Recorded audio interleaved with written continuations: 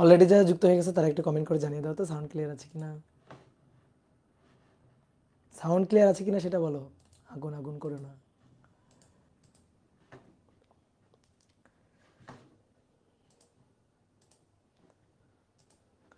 পরের দিন আমি একটা থিম সং নিয়ে ঢুকবো, বুঝছো? ওই যে একটা আগ লাগা দেন একটা গান আছে না, এরকম থিম সং নিয়ে ঢুকতে হবে। তোমরা যে শুরু করছো, তোমরা যা শুরু করছো,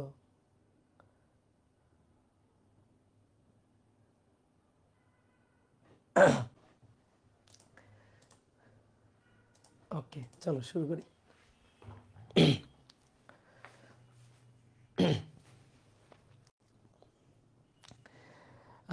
ডিয়ার স্টুডেন্ট, সবাইকে শুভেচ্ছা জানাচ্ছি নিউটনের বলবিদ্যা অধ্যায়ের 19তম ক্লাসে। তো আজকে আমরা কৌণিক ভরবেগ এবং টর্ক এই দুইটা রাশির হিসাব নিকাশ পড়ব। তো দুইটা টপিক আজকে আমরা পড়ব, কৌণিক ভরবেগ এবং টর্ক। ওকে, তো চলো আমরা শুরু করি। হ্যাঁ, তাহলে এই অধ্যায়ে আমরা কিন্তু প্রায় শেষের দিকে চলে আসছি, আর কিন্তু বেশি টপিক নাই। কৌণিক ভরবেগ পড়লে আর হচ্ছে কেন্দ্রমুখী বল এবং কেন্দ্রমুখী বলের কয়েকটা উদাহরণ, অর্থাৎ ব্যাংকিং এবং সুতার টান, এরকম দুইটা টপিকই কিন্তু বাকি থাকবে। তো মোটামুটি আমরা কিন্তু এই অধ্যায়ের প্রায় শেষের দিকে চলে আসছি, ঠিক আছে? আর তারপরে আমাদের একটা টপিক বাকি আছে, যেটা আমরা বলছিলাম যে একেবারে লাস্টে আমরা পড়াবো, সেটা হচ্ছে রকেট। এটা পড়লে কিন্তু এই অধ্যায় একেবারে প্যাকেট হয়ে যাবে। বিশাল বড় একটা অধ্যায়, বুঝছো? ফার্স্ট পার্টের বড় বড় দুইটা চ্যাপ্টার, একটা হচ্ছে ভেক্টর এবং একটা নিউটনের বলবিদ্যা। তো যাই হোক, নিউটনের বলবিদ্যা প্রায় শেষ হয়ে যাবে আশা করি। তো চলো আমরা একটু হেডিংটা লিখে ফেলি, টর্ক। টর্ক বা ঘূর্ণন প্রবণতা, ঘূর্ণন প্রবণতা, এর আরো একটা সুন্দর নাম আছে, বলের ভ্রামক। বলের ভ্রামক, টর্ক বা ঘূর্ণন প্রবণতা বা বলের ভ্রামক। তো চলো দেখো, রৈখিক গতির ক্ষেত্রে যে কাজটা করে বল, কৌণিক গতির ক্ষেত্রে সেই কাজটা করে হচ্ছে টর্ক। রৈখিক গতির ক্ষেত্রে বল কি কাজটা করে? বল হচ্ছে ভর বেগের পরিবর্তন ঘটায়। তাহলে কৌণিক গতির ক্ষেত্রে টর্ক কি করবে? কৌণিক ভরবেগের পরিবর্তন ঘটাবে। বল এফ, সে রৈখিক ভরবেগের পরিবর্তন ঘটায়, ডিডিটি অফ পি, রৈখিক ভরবেগের পরিবর্তনের হার হচ্ছে বল। তাহলে কৌণিক ভরবেগ এল, এল হচ্ছে কৌণিক ভরবেগ, তার পরিবর্তনের হার, তার পরিবর্তন ঘটাবে হচ্ছে টর্ক। তো টর্ককে আমরা টাউ দিয়ে লিখি, এই যে এটা হচ্ছে টাউ চিহ্ন, টি এর মাথাটা একটু বাঁকাই দিবা, তাহলে ওইটা হবে টর্ক। তাহলে বল এফ হয়ে যাবে টর্ক। কি ক্লিয়ার? বলের জায়গা দৌড়ে এসে দখল করবে টর্ক, আর ভরের জায়গা দৌড়ে এসে দখল করবে কৌণিক ভরবেগ এল। তাহলে আমরা পি এর পরিবর্তে কৌণিক গতিতে কৌণিক ভরবেগ এল, এটা নিয়ে আলোচনা করতে চাই আজকে। আর এফ এর পরিবর্তে টর্ক, এটা নিয়ে আলোচনা করতে চাই। তাহলে কি নিয়ে আলোচনা করতে চাই বোঝা গেছে? ঠিক আছে, রৈখিক গতিতে যে কাজটা করতো বল, কৌণিক গতিতে সেই কাজটা কে করবে, তার জায়গায় কে দখল করবে? টর্ক। এইটা নিয়ে আমরা আলোচনা করতে চাই। তো টর্ক হচ্ছে ঘূর্ণন প্রবণতা। টর্ক হচ্ছে ঘূর্ণন প্রবণতা। কোনো বস্তুকে ধরো স্থির আছে, সেই বস্তুকে আমি ঘুরাইতে চাই, তাহলে আমার টর্ক প্রযুক্ত করতে হবে। কোনো বস্তু ঘুরতেছে, আমি সেটাকে থামাইতে চাই, তাহলে আমার টর্ক প্রযুক্ত করতে হবে। কোনো বস্তু ধরো ঘুরতেছে, আমি তার ঘূর্ণন গতিটা বৃদ্ধি করতে চাই বা ঘূর্ণন গতিটা কমাইতে চাই, তাহলে টর্ক প্রযুক্ত করতে হবে, তাহলে ঘূর্ণন গতির পরিবর্তন হবে।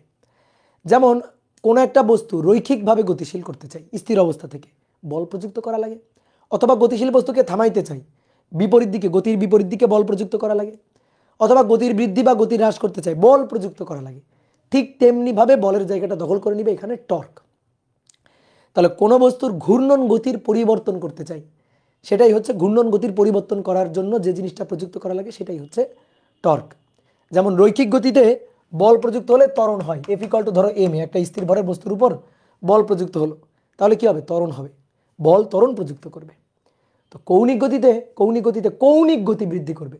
তাহলে দেখো, এফ এর জায়গাটা দখল করবে টাউ, এম এর জায়গা তো অলরেডি আই দখল করে বসে আছে, এ এর জায়গাটা দখল করবে আলফা। বল প্রযুক্ত করলে যেমন রৈখিক ত্বরণ হয়, টর্ক প্রযুক্ত করলে তেমনি কৌণিক ত্বরণ হয়। যদি বল প্রযুক্ত না করি, ধরো বল প্রযুক্ত করি নাই, তাহলে ত্বরণ হবে শূন্য, রৈখিক ত্বরণ।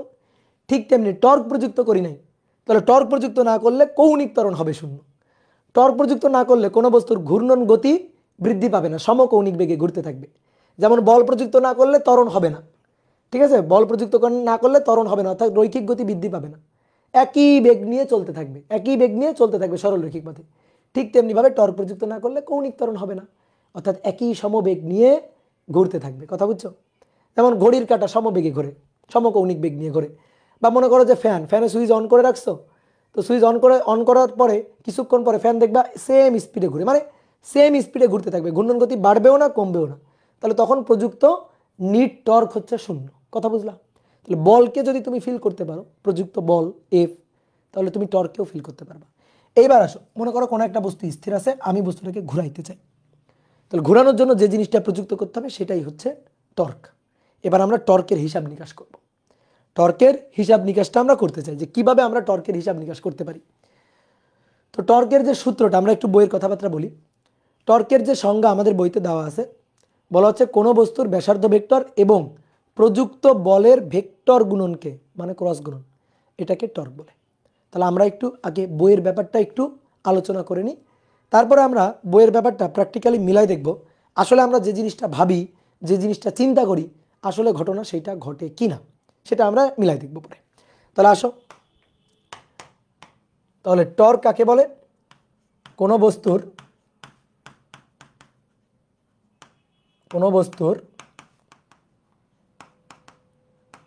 ব্যাসার্ধ ভেক্টর, কোনো বস্তুর ব্যাসার্ধ ভেক্টর এবং প্রযুক্ত বলের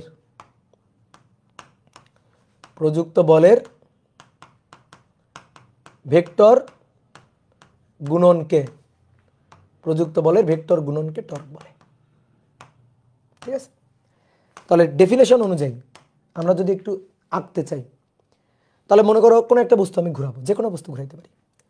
ধরো একটা সরু সুষম দণ্ড আমি ঘুরাবো,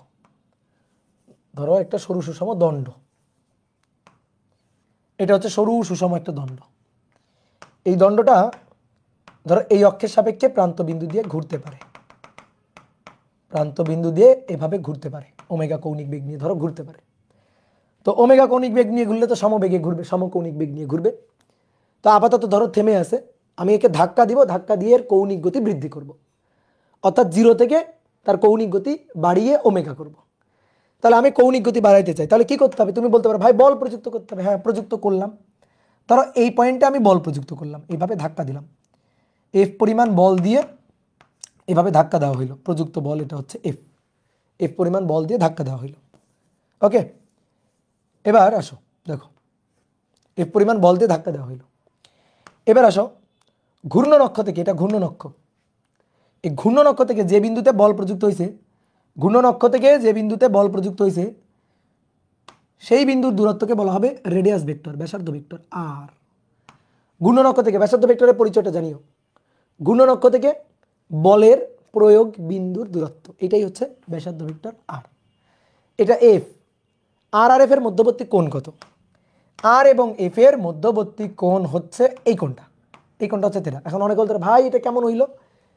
এফ এর মাথার সাথে আর এর মাথার কোণ, হ্যাঁ, কোণ নিতে গেলে তো ভেক্টরের কোণ নিতে গেলে তো মাথার সাথে মাথা অথবা পায়ের সাথে পা যুক্ত করে কোণ নিতে হবে। আমি তো ঠিকই নিছি, এফ বল দিয়ে ধাক্কা দিলাম, দেখো এফ বলটা কিন্তু নিচ থেকে ধাক্কা দিচ্ছে না, একটু সাইড থেকে ধাক্কা দিচ্ছে। এটা হচ্ছে একটা 3D চিত্র, চিন্তা করো, একটু সাইড থেকে ধাক্কা দিচ্ছি, এইভাবে ধাক্কা দিচ্ছি, এটা হচ্ছে আর। তো আর এফ এর মধ্যবর্তী কোণ হচ্ছে থিটা। তো আর ভেক্টরের মাথা, এফ ভেক্টরের মাথা এক জায়গায় আছে, তারপরে তো কোণ নেওয়া হয়েছে, তাহলে তো কোণটা ঠিকই নেওয়া যাবে।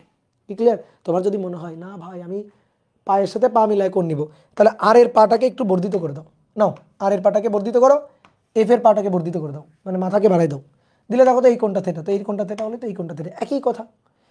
তাহলে একই কথা আমরা বলতে পারি না? কি ক্লিয়ার? তাহলে এফ কে যদি আমরা বর্ধিত করে দিই, ঠিক একইভাবে আর কে যদি আমরা বর্ধিত করে দিই, তাহলে এই যে কোণটা, এই কোণটা হচ্ছে থিটা। ওকে, তাহলে এটা হচ্ছে আর, এটা হচ্ছে এফ। উপরের ডেফিনেশন অনুযায়ী বলা হচ্ছে কোনো বস্তুর উপর প্রযুক্ত বল এফ আর ঘূর্ণন অক্ষ থেকে বলের প্রয়োগ বিন্দুর দূরত্ব যদি ব্যাসার্ধ ভেক্টর আর হয়, তাহলে ব্যাসার্ধ ভেক্টর এবং বলের প্রযুক্ত বলের ভেক্টর গুণনকে, ক্রস গুণনকে টর্ক বলে। দেখো ভালো করে মাথায় রাখবা, প্রথমে কি বলা হয়েছে?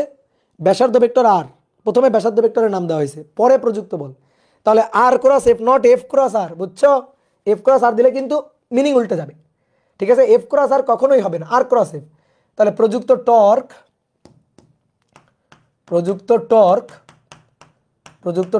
এটা হচ্ছে আর ক্রস এফ। প্রযুক্ত টর্ক কিন্তু ভেক্টর রাশি। কেন ভেক্টর রাশি? কারণ টর্ক হচ্ছে ক্রস গুণের মাধ্যমে পাওয়া যাচ্ছে। এই যে আর ক্রস এফ, ক্রস গুণ থেকে পাচ্ছি, এই কারণে টর্ক হচ্ছে ভেক্টর রাশি। আমরা টর্কের মানটা হিসাব করতে চাই, তাহলে এটা হচ্ছে সূত্র। এই যে এটা হচ্ছে সূত্র, ডেফিনেশন অনুযায়ী এটা হচ্ছে সূত্র।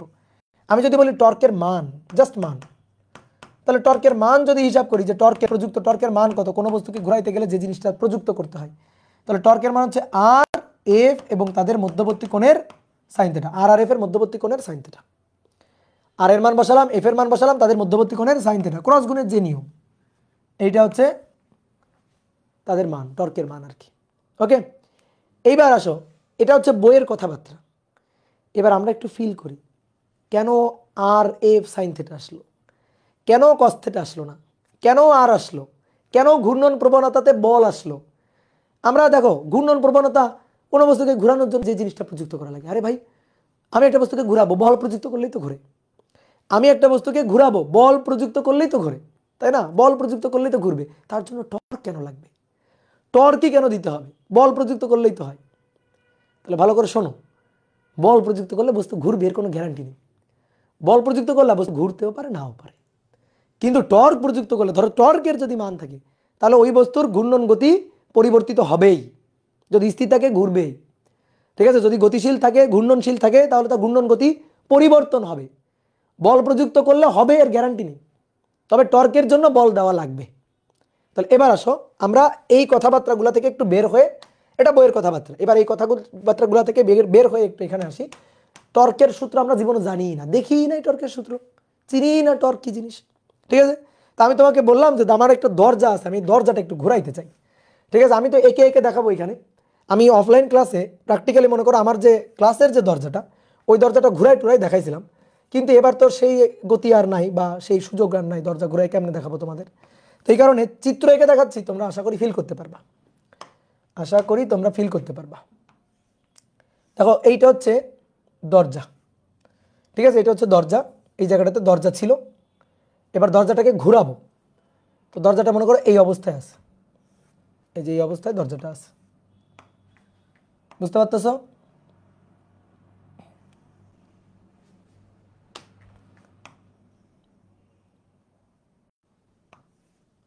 এই অবস্থায় দরজাটা আছে। ওকে, এটা হচ্ছে ঘরের কর্নার, এই যে তোমার বাসার ঘরের কর্নার, এখানে দরজা। এইটা হচ্ছে দরজার হাতল, তাই না? এটা হচ্ছে দরজার হাতল। আর এইটা হচ্ছে দরজার ঘূর্ণন অক্ষ, এই যেটা হচ্ছে দরজার ঘূর্ণন অক্ষ। দরজা এই অক্ষের সাপেক্ষে ঘুরতে পারে, এইভাবে ঘুরতে পারে, ঠিক আছে? এটা হচ্ছে দরজার ঘূর্ণন অক্ষ। ওকে, এইবার আসো, আমি দরজাটাকে ঘুরাইতে চাই। তা আমি তোমাকে বললাম আমি দরজাটাকে ঘুরাইতে চাই, দরজাটা এখানে আসছে, আমি ঘুরাইতে চাই। ধরো এই দরজাটা বাইরে ভেতরে দুই সাইডে ঘুরতে পারে, ঠিক আছে? দুই সাইডে ঘুরতে পারে, ভেতরের দিকেও ঘুরতে পারে, বাইরের দিকেও ঘুরতে পারে, আমি দুই সাইডে ঘুরাইতে পারবো, ঠিক আছে? চলো দেখো, আমি দরজাটাকে ঘুরাইতে চাই, তো ঘুরানোর জন্য কি করব? তুমি আমাকে বলো যে ভাই এই কাজটা করেন তাহলে ঘুরবে। বলো কি করব? এই কাজটা করেন তাহলে ঘুরবে। তুমি কি বলবা? যে ভাই ধাক্কা দেন, বল দেন, অথবা টান দেন। না টর্ক না, টর্ক তুমি চেনো না, টর্কের কথা বলিও না, টর্ক তুমি চেনো না। তুমি স্বাভাবিকভাবে চিন্তা করো, তুমি আগের পৃষ্ঠা পড়ো নাই। তুমি বলবা ভাই ধাক্কা দেন, ঠেলা দেন, অথবা টান দেন, তাহলে দরজা ঘুরবে। এবার চিন্তা করো তো, আমি ঠেলা দিলাম বা টান দিলাম, ধরো এইখানে পয়েন্টে, এই পয়েন্টে ধরে ধাক্কা দিলাম, এই পয়েন্টে ধরে ভিতরের দিকে, যে ভেতরের দিকে ধরো বল দিয়ে ধাক্কা দিলাম, এফ বল দিয়ে ধাক্কা দিলাম, অথবা এফ বল দিয়ে এভাবে টানও দিতে পারি। তো আমি ধরো দিলাম। এবার মনে করো কেউ একজন 5 নিউটন বল দিয়ে বল প্রয়োগ করে ধাক্কা দিল, আর কেউ একজন মনে করো যে 50 নিউটন বল দিয়ে ধাক্কা দিল। বলো কে ভালো ঘুরাইতে পারবে? কে ভালো ঘুরাইতে পারবে? 5 নিউটন বল দিয়ে ধাক্কা দিল আর 50 নিউটন বল দিয়ে ধাক্কা দিল, কে ভালো ঘুরাইতে পারবে? কার জন্য বেশ ভালো ঘুরে যাবে? ঘূর্ণন গতি কার জন্য বেশি বৃদ্ধি পাবে? বলো। অবশ্যই 50 নিউটন, যে সে ধাক্কা দিয়ে তার মানে বেশি ঘুরাই ফেলবে আর কি, তাই না? তাহলে কার ক্ষেত্রে ঘূর্ণনটা বেশি বৃদ্ধি পাবে আর কি, বা ঘূর্ণনটা ভালো হবে? 50 নিউটন। অর্থাৎ বল যত আমি বেশি দিব তত না ঘূর্ণন প্রবণতা বেশি। তো আমরা একটা নাম দিই, এই দরজাটা ভালো ঘুরবে নাকি খারাপ ঘুরবে সেই ব্যাপারটা মেজার করার জন্য আমরা ধরো একটা রাশি নিলাম, সেই রাশিটার নাম দিলাম ঘূর্ণন প্রবণতা, এবং এই রাশিটাকে আমরা প্রকাশ করব এরকম একটা চিহ্ন দিয়ে, টি এর মাথা বাঁকানো চিহ্ন দিয়ে প্রকাশ করব। যদি এর মান বেশি হয় তাহলে দরজার ঘূর্ণন গতি ভালোই বৃদ্ধি পাবে, আর যদি এর মান 0 হয় তাহলে আর দরজা ঘুরবে না। তা আমি এরকম একটা নাম দিলাম যেটা হচ্ছে ঘূর্ণন প্রবণতা। তাহলে এবার আসো 1, তাহলে এই যে ঘূর্ণন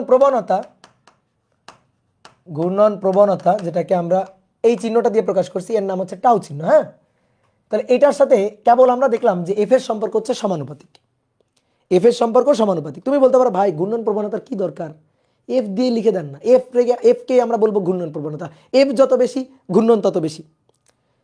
ঠিক আছে, আমি মানলাম। এবার তুমি মনে করো বল তুমি প্রয়োগ করলা, কিন্তু বল প্রয়োগ করলা এই জায়গাতে কবজায়, গলত ঘুরাইতে পারবা? যাও দরজার কাছে যাও, দরজায় গিয়ে এটা তো হাতল, তুমি কবজার উপর বল প্রয়োগ করো, দেখি ঘুরাইতে পারবা? ঘুরাইতে পারবা না। তাহলে দেখো বল দিলেই যে বস্তু ঘুরবে, স্থির অবস্থা থেকে যে ঘুরবে এর কোনো গ্যারান্টি নেই। তাহলে আমরা বল দিয়ে কথাটা বলবো না। তাহলে ঘূর্ণন প্রবণতা সেটা হ্যাঁ বলের মানে সমানুপাতিক, এটা সত্যি, বাট বল প্রযুক্ত করলা ঘুরলো না তো, এইখানে বল প্রযুক্ত করলে ঘুরবে? তাহলে জায়গা মতো বল প্রযুক্ত করতে হবে। তাহলে দেখো যে হ্যাঁ ঘূর্ণন প্রবণতা বলের সাথে সমানুপাতিক, এইটা একটা সম্পর্ক আমি পাইলাম। এইবার আসো দ্বিতীয় যে সম্পর্কটা, এই সম্পর্কটাকে এখানে লিখে দিই। এখানে লিখে দিলাম যে ধরো দুইজন এখানে বল প্রয়োগ করছে, একজন কম বল প্রয়োগ করছে, একজন বেশি বল প্রয়োগ করছে। যে বেশি বল প্রয়োগ করবে সে ভালো ঘুরাইতে পারবে, দরজা তার জন্য বেশি কৌণিক বেগ অর্জন করতে পারবে। তাহলে টর্কের সাথে এফ এর সম্পর্ক সমানুপাতিক। এইবার দরজা ঘুরাবো, ঠিক আছে, এবার দরজা ঘুরাবো, কিন্তু বল দিব দুইটা ভিন্ন জায়গায়। একই বল দিব, বল কিন্তু একই বল দিছি, কিন্তু দিব ভিন্ন জায়গায়। এখানে এফ বল দিলাম ধরো 10 নিউটন, বল দিলাম ঠিক একইভাবে। আচ্ছা আমি তোমার আগে একটি ঘূর্ণন অক্ষ দেখাই। বলের প্রয়োগ বিন্দুর এই যে দূরত্বটা, এইটা হচ্ছে ব্যাসার্ধ ভেক্টর আর ঘূর্ণন অক্ষ থেকে। তো আমি মনে করো এই পয়েন্টে বল দিছি, এইবার এই পয়েন্টে না, এইবার আমি বল দিলাম এই পয়েন্টে বল দিলাম, ধাক্কা দিলাম দরজাটা ঘোরানোর জন্য, এই পয়েন্টে ধাক্কা দিলাম, মানে দরজার মাঝামাঝি ধাক্কা দিছো। সেম বলে, বেশি নাকি কম বলে, সেম বলে এফ বলে ধাক্কা দিছো, ধরো 10 নিউটন বলে ধাক্কা দিছো। এবার তুমি বলো এই দুটো বলের জন্য, দুটো বল কিন্তু একই, কোন জায়গায় বল দিলে বেশি ভালো ঘুরবে, ঘূর্ণন গতি বেশি অর্জন করতে পারবে? কোন জায়গায়? কর্নারে, এই হাতলের উপর এখানে বল দিলে, এখানে বল দিয়ে ধাক্কা দাও, ঘূর্ণন গতি বেশি অর্জন করতে পারবে। এখানে বল দিয়ে ধাক্কা দাও, ঘুরবে কিন্তু ঘুরাইতে তোমার অনেক কষ্ট হবে, দেখো এই দুই পয়েন্টের মধ্যে এই পয়েন্টে বল দিলে ঘুরানোটা সহজ হবে বা তাড়াতাড়ি ঘূর্ণন গতি বৃদ্ধি পাবে, ঘূর্ণন গতি বেশি অর্জন হবে, কিন্তু এই পয়েন্টে দিলে কম হবে। কেন? এইবার আসো, বলতে আমি একই বল দিলাম, তাহলে একই বল দিলে কি ঘূর্ণন প্রবণতা একই হলো না? একই বল দিলে ঘূর্ণন প্রবণতা একই হলো না। এর জন্য ঘূর্ণন অক্ষ থেকে দূরত্ব এইটা, এর জন্য ঘূর্ণন অক্ষ থেকে দূরত্ব এইটা, এর জন্য ঘূর্ণন অক্ষ থেকে দূরত্ব এইটা, আর এর জন্য ঘূর্ণন অক্ষ থেকে দূরত্ব এইটা, এর জন্য ঘূর্ণন অক্ষ থেকে দূরত্ব এইটা। ঠিক আছে, এই অক্ষের জন্য ঘূর্ণন অক্ষ থেকে দূরত্ব এইটা, এই অক্ষের জন্য ঘূর্ণন অক্ষ থেকে দূরত্ব এইটা। তাহলে এবার দেখো তো আর কার বেশি?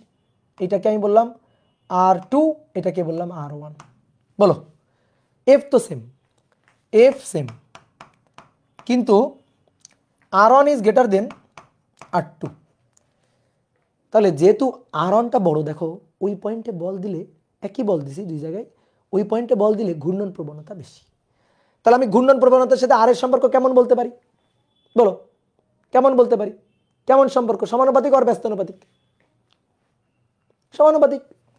তাহলে আমরা আর একটা সম্পর্ক পাইলাম, 2 নম্বর সম্পর্ক, সেটা হচ্ছে ঘূর্ণন প্রবণতা টর্ক এর সাথে আর এর সম্পর্ক সমানুপাতিক। বুঝতে পারছো? এর সাথে আর এর সম্পর্ক সমানুপাতিক। দরজা তৈরি করার যে কাঠ মিস্ত্রি দেখছো কোনোদিন? দরজার হাতল তৈরি করছে, এইখানে হাতল তৈরি করছে, দেখছো কোনোদিন? চিন্তা করো যদি এইখানে কেউ হাতল তৈরি করে, তুমি তো ওই মিস্ত্রির টাকা তো দিবাই না, উল্টা আরো ধরে মনে করো যে মার দিবা। বুঝতে পারছো? তাহলে দেখো মিস্ত্রি কিন্তু টর্ক বোঝে না, মিস্ত্রি এটা বোঝে যে হাতল যদি কিনারে মানে একেবারে কিনারের দিকে, কর্নারের দিকে যদি হাতল লাগাই তাহলে দরজা ভালো ঘোরানো যায়, কারণ এই ক্ষেত্রে ব্যাসার্ধ ভেক্টরের মান বেশি হয়। ঘূর্ণন অক্ষ থেকে বলের প্রয়োগ বিন্দু দূরত্ব ব্যাসার্ধ ভেক্টর, তাহলে হাতল আমি যেখানে দিব সেখানেই তো বল প্রয়োগ করব। ঘূর্ণন অক্ষ থেকে বলের প্রয়োগ বিন্দু দূরত্ব অর্থাৎ ব্যাসার্ধ ভেক্টর বেশি হলে ঘূর্ণন প্রবণতাটাও বেশি হবে। কি কথা বুঝছো? ঘূর্ণন প্রবণতাটাও বেশি হবে। তাহলে আমরা বুঝলাম যে ঘূর্ণন প্রবণতা দুটো জিনিসের উপর নির্ভর করছে, একটা হচ্ছে বলের উপর আর একটা হচ্ছে আর এর উপর। বলের সাথেও সমানুপাতিক, যত বেশি বল দিব ঘূর্ণন প্রবণতা তত বেশি, আবার যত দূরে ঘূর্ণন অক্ষ থেকে যত দূরে বল দিব ঘূর্ণন প্রবণতা তত বেশি হবে। ওকে, এইবার আসো, বলও আমি দিলাম, ঠিক জায়গায় বল দিলাম, কিন্তু ঠিকভাবে দিলাম না। ঠিক আছে, তাহলে দেখি তো, শুধু কি আর ও এফ এর উপর নির্ভরশীল?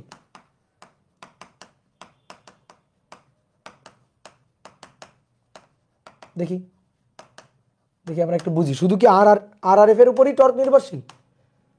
তাহলে দেখো, এটা হচ্ছে ঘূর্ণন অক্ষ, এটা হচ্ছে ঘূর্ণন অক্ষ, এই যে দরজা,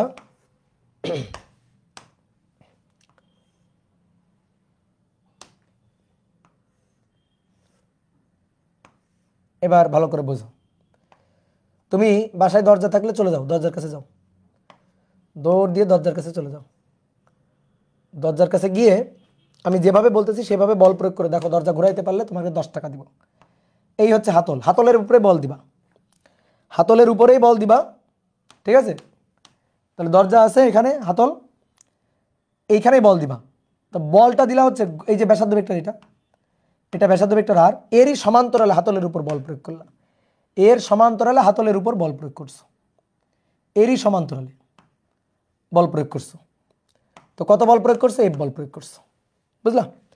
এরই সমান্তরালে এফ বল প্রয়োগ করছো। অথবা অথবা এর ঠিক বিপরীত দিক থেকে,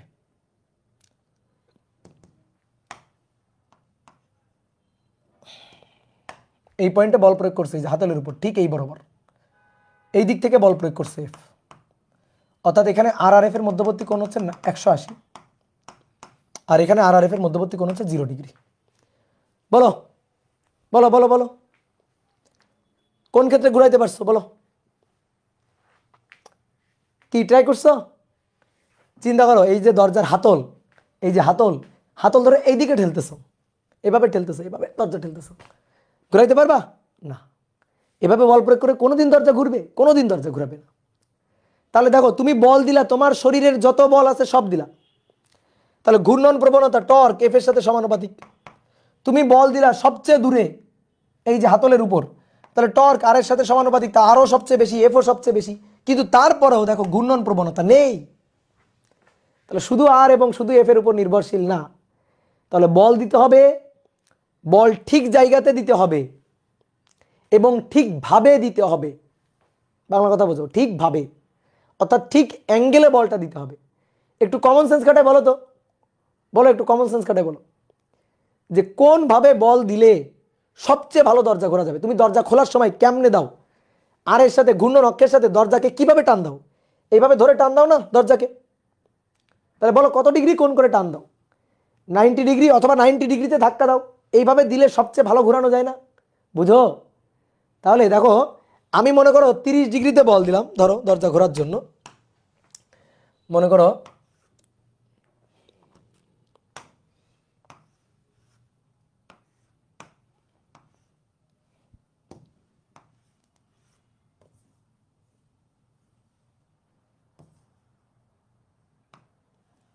আমি দরজা ঘোরানোর জন্য, এই যে দরজা, এই দরজাটা ঘোরানোর জন্য আমি হাতলের উপরেই বল দিলাম, এই যে হাতল, তাহলে হাতলের উপর বল দিলে এইটা হচ্ছে ব্যাসার্ধ ভেক্টর আর, আর এইটা হচ্ছে বল ভেক্টর এফ, এটা বল ভেক্টর এফ। দেখো 90 ডিগ্রি করে, এই কোনটা 90, এর জন্য সবচেয়ে ভালো ঘুরবে। দেখো এর জন্য টাও হবে ম্যাক্সিমাম, টাও হবে সবচেয়ে বেশি, সবচেয়ে ভালো ঘুরবে। কিন্তু আমি যদি কোণের মানটা কমাই, ম্যাক্সিমাম, আমি যদি কোণের মানটা কমাই, আমি যদি এই যে আর এর সাথে এই কোণের মানটা যদি এইভাবে বল দিই, যদি এইভাবে বল দিই ঘুরবে, কিন্তু কম ঘুরবে, ভালো ঘুরবে না। যদি এইভাবে বল দিই তাহলে আরেকটু ভালো ঘুরবে, এইভাবে বল দিলে আরও ভালো ঘুরবে, এইভাবে বল দিলে আরও ভালো ঘুরবে। 90 ডিগ্রিতে দিলে সবচেয়ে ভালো ঘুরবে, 90 ডিগ্রিতে ধাক্কা দিলে সবচেয়ে ভালো ঘুরবে। আবার যদি এই বরাবর আসি, এইভাবে যদি 100 মানে 90 যদি বেশি 120 ডিগ্রি কোণে বল দিই তাহলে আবার কম ঘুরবে, 130 ডিগ্রিতে বল দিই তাহলে আরও কম ঘুরবে, 150-এ যদি বল দিই তাহলে আরও কম ঘুরবে, 90-তে যদি বল দিই তাহলে আর ঘুরবেই না। তাহলে একটা জিনিস খেয়াল করে দেখছো, যে দরজা ঘোরানোর জন্য বল দিচ্ছি আমি, দরজা ঘোরানোর জন্য আমি বল দিচ্ছি, তাহলে 0 ডিগ্রি থেকে কোণের মানটা বাড়াইতে বাড়াইতে 90 ডিগ্রির দিকে নিচ্ছি, টর্কটা বাড়ছে, টর্ক বাড়ছে বাড়ছে। আবার 90 থেকে যখন 180-র দিকে নিচ্ছি তখন আবার টর্ক কমছে। তাহলে 180 থেকে উল্টা আসি, 180 থেকে আবার যদি 90 ডিগ্রি থেকে আসি তাহলে টর্ক বাড়ছে, কি তাই না? তাহলে টর্ক সবচেয়ে বেশি হবে কার জন্য? 90 ডিগ্রির জন্য। 90-র বেশি হলেও কম, 90-র কম হলেও কম। বোঝো বোঝো কথা বোঝো। আর 0 ডিগ্রির জন্য, 0 ডিগ্রি আর 180-র জন্য একেবারে ঘুরবেই না। 0 ডিগ্রির জন্য ঘোরেনি, 180 ডিগ্রির জন্যও ঘোরেনি। বলো, ফিল করা যায় একেবারে 3D চিত্র, কোনো অ্যানিমেশন ভিডিও লাগবে না। ঠিক আছে, চালাক হয়ে গেছি ভাই, গুড, ভেরি গুড। তাহলে 90 ডিগ্রির জন্য সবচেয়ে ভালো ঘুরছে, 0 ডিগ্রির জন্য মোটেও করে নাই, 180-র জন্য মোটে করে নাই। তাহলে আমি এখন কোণের সাথে টর্কের সম্পর্ক বলতে চাই, অ্যাঙ্গেলের সাথে, থেটার সাথে সম্পর্ক, থেটা এর সাথে ঘূর্ণন প্রবণতা টাও এর সম্পর্ক। বলো সম্পর্কটা কেমন হবে? কোণের সমানুপাতিক, থেটার সমানুপাতিক? ডাহা মিথ্যা কথা। কারণ থেটার সমানুপাতিক হলে তো ভাই 0 থেকে 90-তে বাড়ছে, 90 থেকে 180-তে আরও বাড়তো, তাহলে তো হলো না। তাহলে কি থেটার সমানুপাতিক না? তাহলে কি কস থেটার সমানুপাতিক? কস থেটার সমানুপাতিক এটা হচ্ছে ডাহা ডাহা মিথ্যা কথা। কারণ কস 0-র মান সবচেয়ে বেশি, কিন্তু আমার 0-র জন্য টর্ক 0, এই ক্ষেত্রে টর্ক একেবারে 0, এই ক্ষেত্রে 180 টর্ক একেবারে 0।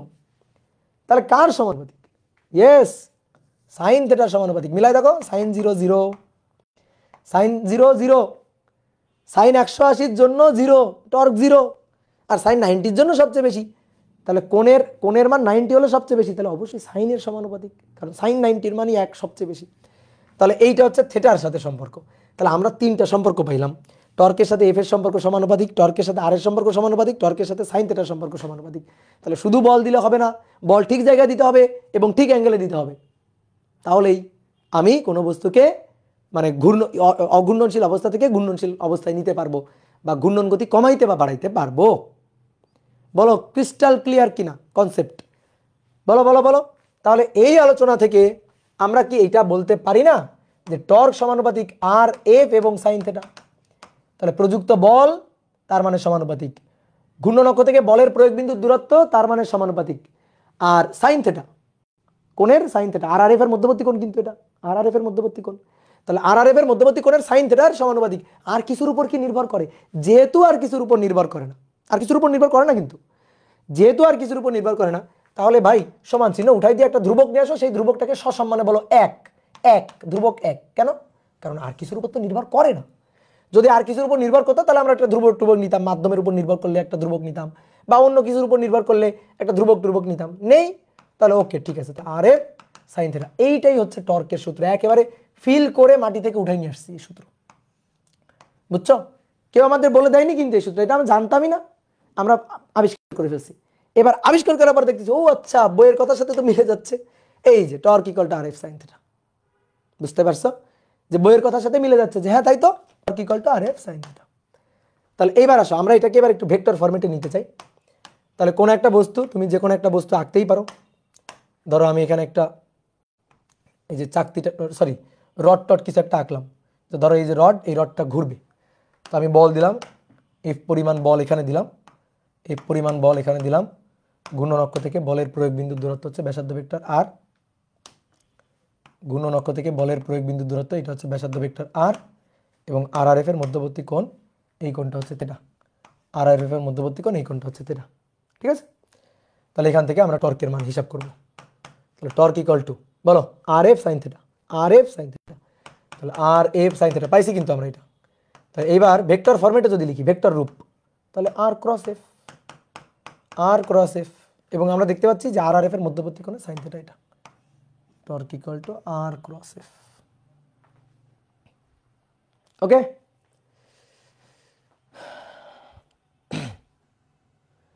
প্রান্তে জড়তা বেশি, ঘুরানো কঠিন বলছিলেন, একে ধরে এখন মার দিব আমি। দেখো ঘূর্ণন, ঘূর্ণন অক্ষ এটা, ঘূর্ণন অক্ষ এইটা, এবার এবার ঘূর্ণন অক্ষ এইটা, এই বিন্দুতে ধরে ঘুরানো কঠিন। ঠিক আছে, জড়তার ভ্রামক বেশি। কিন্তু এবার হচ্ছে কি জিনিসটা, এটা অক্ষ আছে, এটা অক্ষ আছে, এবার আমি এটাকে ঘুরাবো, আমি বল দিয়ে ঘুরাবো, কৌণিক গতি বাড়াবো। তাহলে কোন বিন্দুতে বল দিয়ে ঘুরানো সহজ?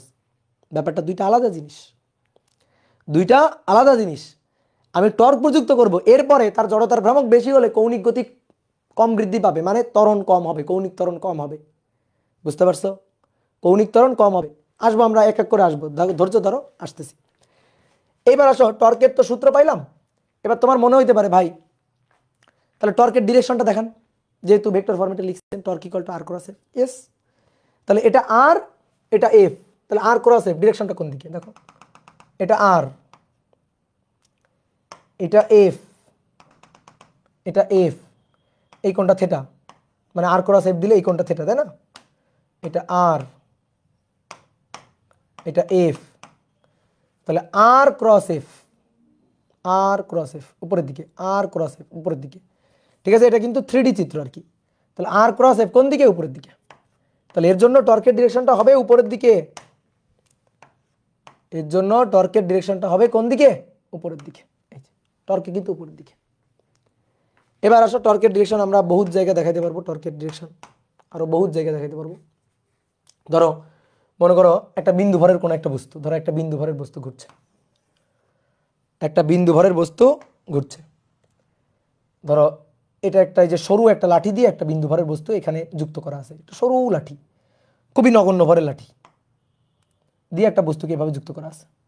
আমি কি করলাম, এই বস্তুটার উপরে স্পর্শক বরাবর বল দিলাম, এভাবে স্পর্শক বরাবর বল প্রযুক্ত করলাম, দিলাম ধাক্কা। তো স্পর্শক বরাবর বল প্রযুক্ত করলে বস্তুটা ঘুরবে, এই বল প্রযুক্ত করলাম, অঘূর্ণনশীল ছিল, ধরো এইভাবে ধাক্কা দিলাম। এটা হচ্ছে ব্যাসার্ধ ভেক্টর আর, এই যে এটা হচ্ছে ব্যাসার্ধ ভেক্টর আর।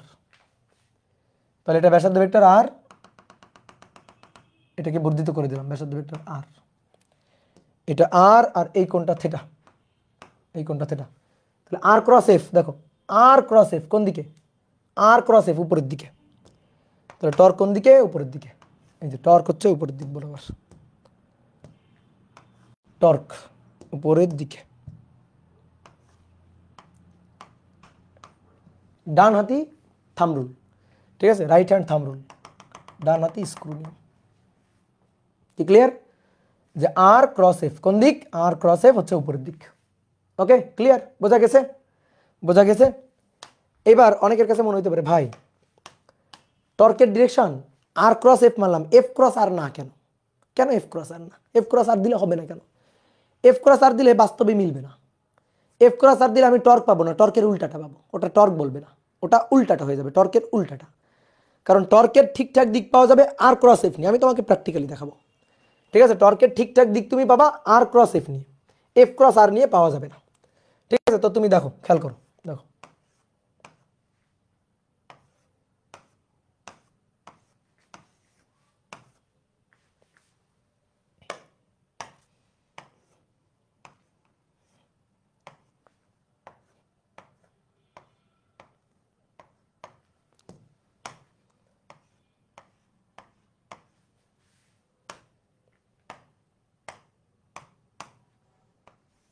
একটা চাকতির মতো কিছু একটা চিন্তা করো।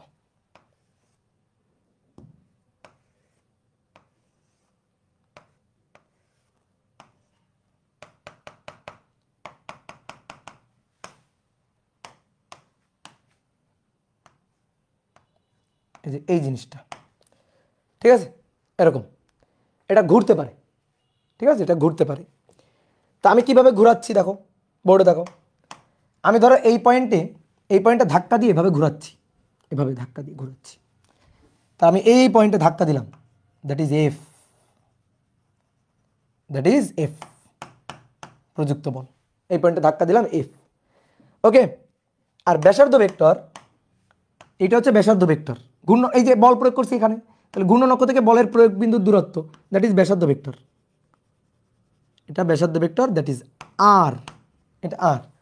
তাহলে আর আর এফ এর মধ্যবর্তী কোণ কোনটা? এইটা, এটা হচ্ছে আর আর এফ এর মধ্যবর্তী কোণ থেটা। কি তাই তো? এটা আর আর এফ এর মধ্যবর্তী কোণ, এটা হচ্ছে থেটা। কি ক্লিয়ার? এইবার তুমি বলো, দেখো আর আর এফ দিলে, আর ক্রস এফ দিলে আমি ডিরেকশন পাবো, আর ক্রস এফ দিলে ডিরেকশন পাবো এইদিকে। তো তুমি আগে আমার বলো তো, তোমার আমি দেখাই। এই যে দেখো এইটা এইভাবে আছে, আমি এইভাবে ধাক্কা দিব, এইভাবে ধাক্কা দিলে দেখো তো এটা কোন দিকে ঘুরতেছে। এই যে এভাবে ধাক্কা দিলে, এইভাবে ধাক্কা দিলাম, কোন দিকে ঘুরতেছে, এইভাবে ঘুরতেছে। এইভাবে ঘুরলে এই দেখো এইভাবে যদি ঘোরে তাহলে ডিরেকশন কোন দিকে, উপরের দিকে। বা তুমি মনে করো যে একটা বোতলের মুখ, একটা পানির বোতলের মুখ এভাবে ঘোরাও, এইভাবে ঘোরাও, এইভাবে ঘুরাইলে উপরের দিকে উঠে আসবে না? পানির বোতলের মুখ যদি এভাবে ঘুরায় কোন দিকে উঠে আসবে দেখো তো। এই যে পানির বোতল মুখটা এভাবে ঘুরাবো, ঘুরাইলে দেখো তো কোন দিকে ঘুরে উঠে আসলো, এই যে উপরে উঠে আসলো। ডিরেকশনটা কোন দিকে, উপরের দিকে। তাহলে কোন দিকে উপরে উঠে আসলো, উপরের দিকে, উপরের দিকে উঠে আসলো, তাই না? তাহলে আমি যদি এটাকে এইভাবে ঘুরাই তাহলে এইভাবে ঘুরলে উপরের দিক যাবে, তাহলে টর্কের ডিরেকশন কোন দিকে হবে, উপরের দিকে হবে। তাহলে উপরের দিকে হবে।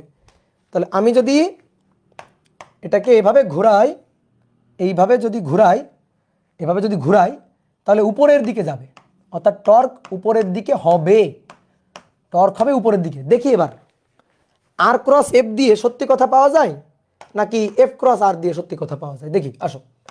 তাহলে টর্ক এফ ক্রস আর লিখলাম, ধরো লিখলাম, খুশি লিখলাম যে এফ ক্রস আর দিয়ে দেখি তো টর্কের সত্যি ডিরেকশন পাওয়া যায় কিনা। প্র্যাকটিক্যালি আমরা ডিরেকশন কোনটা দেখছি, প্র্যাকটিক্যালি করে দেখলাম কেবল, আমরা কিন্তু ক্রস গুণ ডান হাত নিয়ম টিয়ম ঘুরাইনি। প্র্যাকটিক্যালি দেখলাম যে কোনো স্ক্রু যদি এইভাবে ঘোরে, এইভাবে যদি পানির পটের মুখ ঘোরে, স্ক্রু ঘোরে, তাহলে কোন দিকে যাবে, উপরের দিকে, তাহলে টর্ক হবে উপরের দিকে। এটা আমরা প্র্যাকটিক্যালি দেখলাম। এইবার সূত্র দিয়ে দেখব, দেখি সূত্র এফ ক্রস আর কি বলে। এফ ক্রস আর, এটা এফ এটা আর, এফ ক্রস আর বলতেছে এই দিক, এফ ক্রস আর বলতেছে এই দিক, কিন্তু বাস্তবে প্র্যাকটিক্যালি সিচুয়েশন, প্র্যাকটিক্যাল সিচুয়েশন বলতেছে দিকটা এইটা। তাহলে এফ ক্রস আর বলতেছে নিচের দিক, এফ ক্রস আর কি বলতেছে, নিচের দিকে বলতেছে, নিচের দিকে বলছে, মিথ্যা বলছে, নিচের দিকে বলছে, মিথ্যা বলছে, মিথ্যা বলছে। তাহলে যেহেতু মিথ্যা বলছে তাহলে সূত্রটা ভুল, এই সূত্র ভুল, কারণ তো মিথ্যা বলছে, একেবারে চোখে দেখলাম, হাতে নাতে ধরা পড়ে গেছে যে মিথ্যা বলতেছে। কারণ আমরা দেখলাম টর্ক উপরের দিকে, ও বলতেছে মিথ্যা কথা, তাহলে মিথ্যা কথা বলতেছে বাদ, তাহলে এই সূত্র ভুল, ভুল সূত্র। বুঝতে পারছো?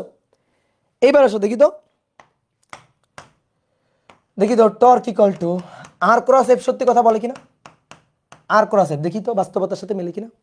এটা আর, এটা এফ, আর ক্রস এফ, এই যে ডান হাত দেখো হাতের সাথে মিলাও, আর ক্রস এফ দেখো, এফ ক্রস আর দিলে আমার এই হাতটার সাথে আঁকা হাতটা মেলে না, মিথ্যা। এফ ক্রস আর দিলে আমার এই হাতের সাথে আঁকা হাতটা মেলে না, মিথ্যা কথা। আর ক্রস এফ দিলে আমার আঁকা হাতের সাথে আমার বাস্তব হাত মিলে যাচ্ছে, দেখো আর ক্রস এফ, এই যে ডিরেকশন এদিকে, তাহলে এটা সত্যি কথা বলছে। যে আর ক্রস এফ এটা বলছে নিচের দিকে বলছে, সরি উপরের দিকে বলছে, উপরের দিকে বলছে, তাহলে তো সত্যি বলছে, সত্যি বলছে, তাহলে সূত্রটা ঠিক, সূত্রটি সঠিক। কি ক্লিয়ার? বুঝতে পারছো?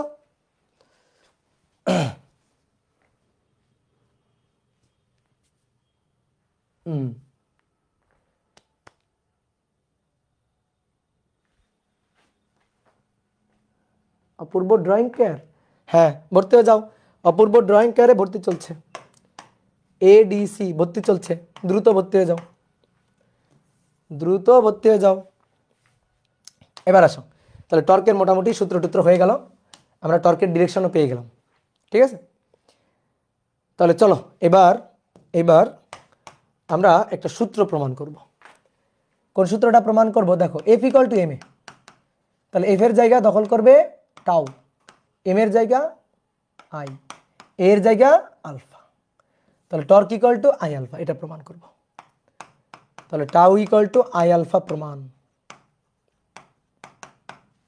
ঠিক আছে? তো ধরো একটা বস্তু, যে কোনো একটা বস্তু ধরতে পারো, ধরো একটা পুরুত্ব বিশিষ্ট চাকতি, একটা পুরুত্ব বিশিষ্ট চাকতি ধরলাম, ধরো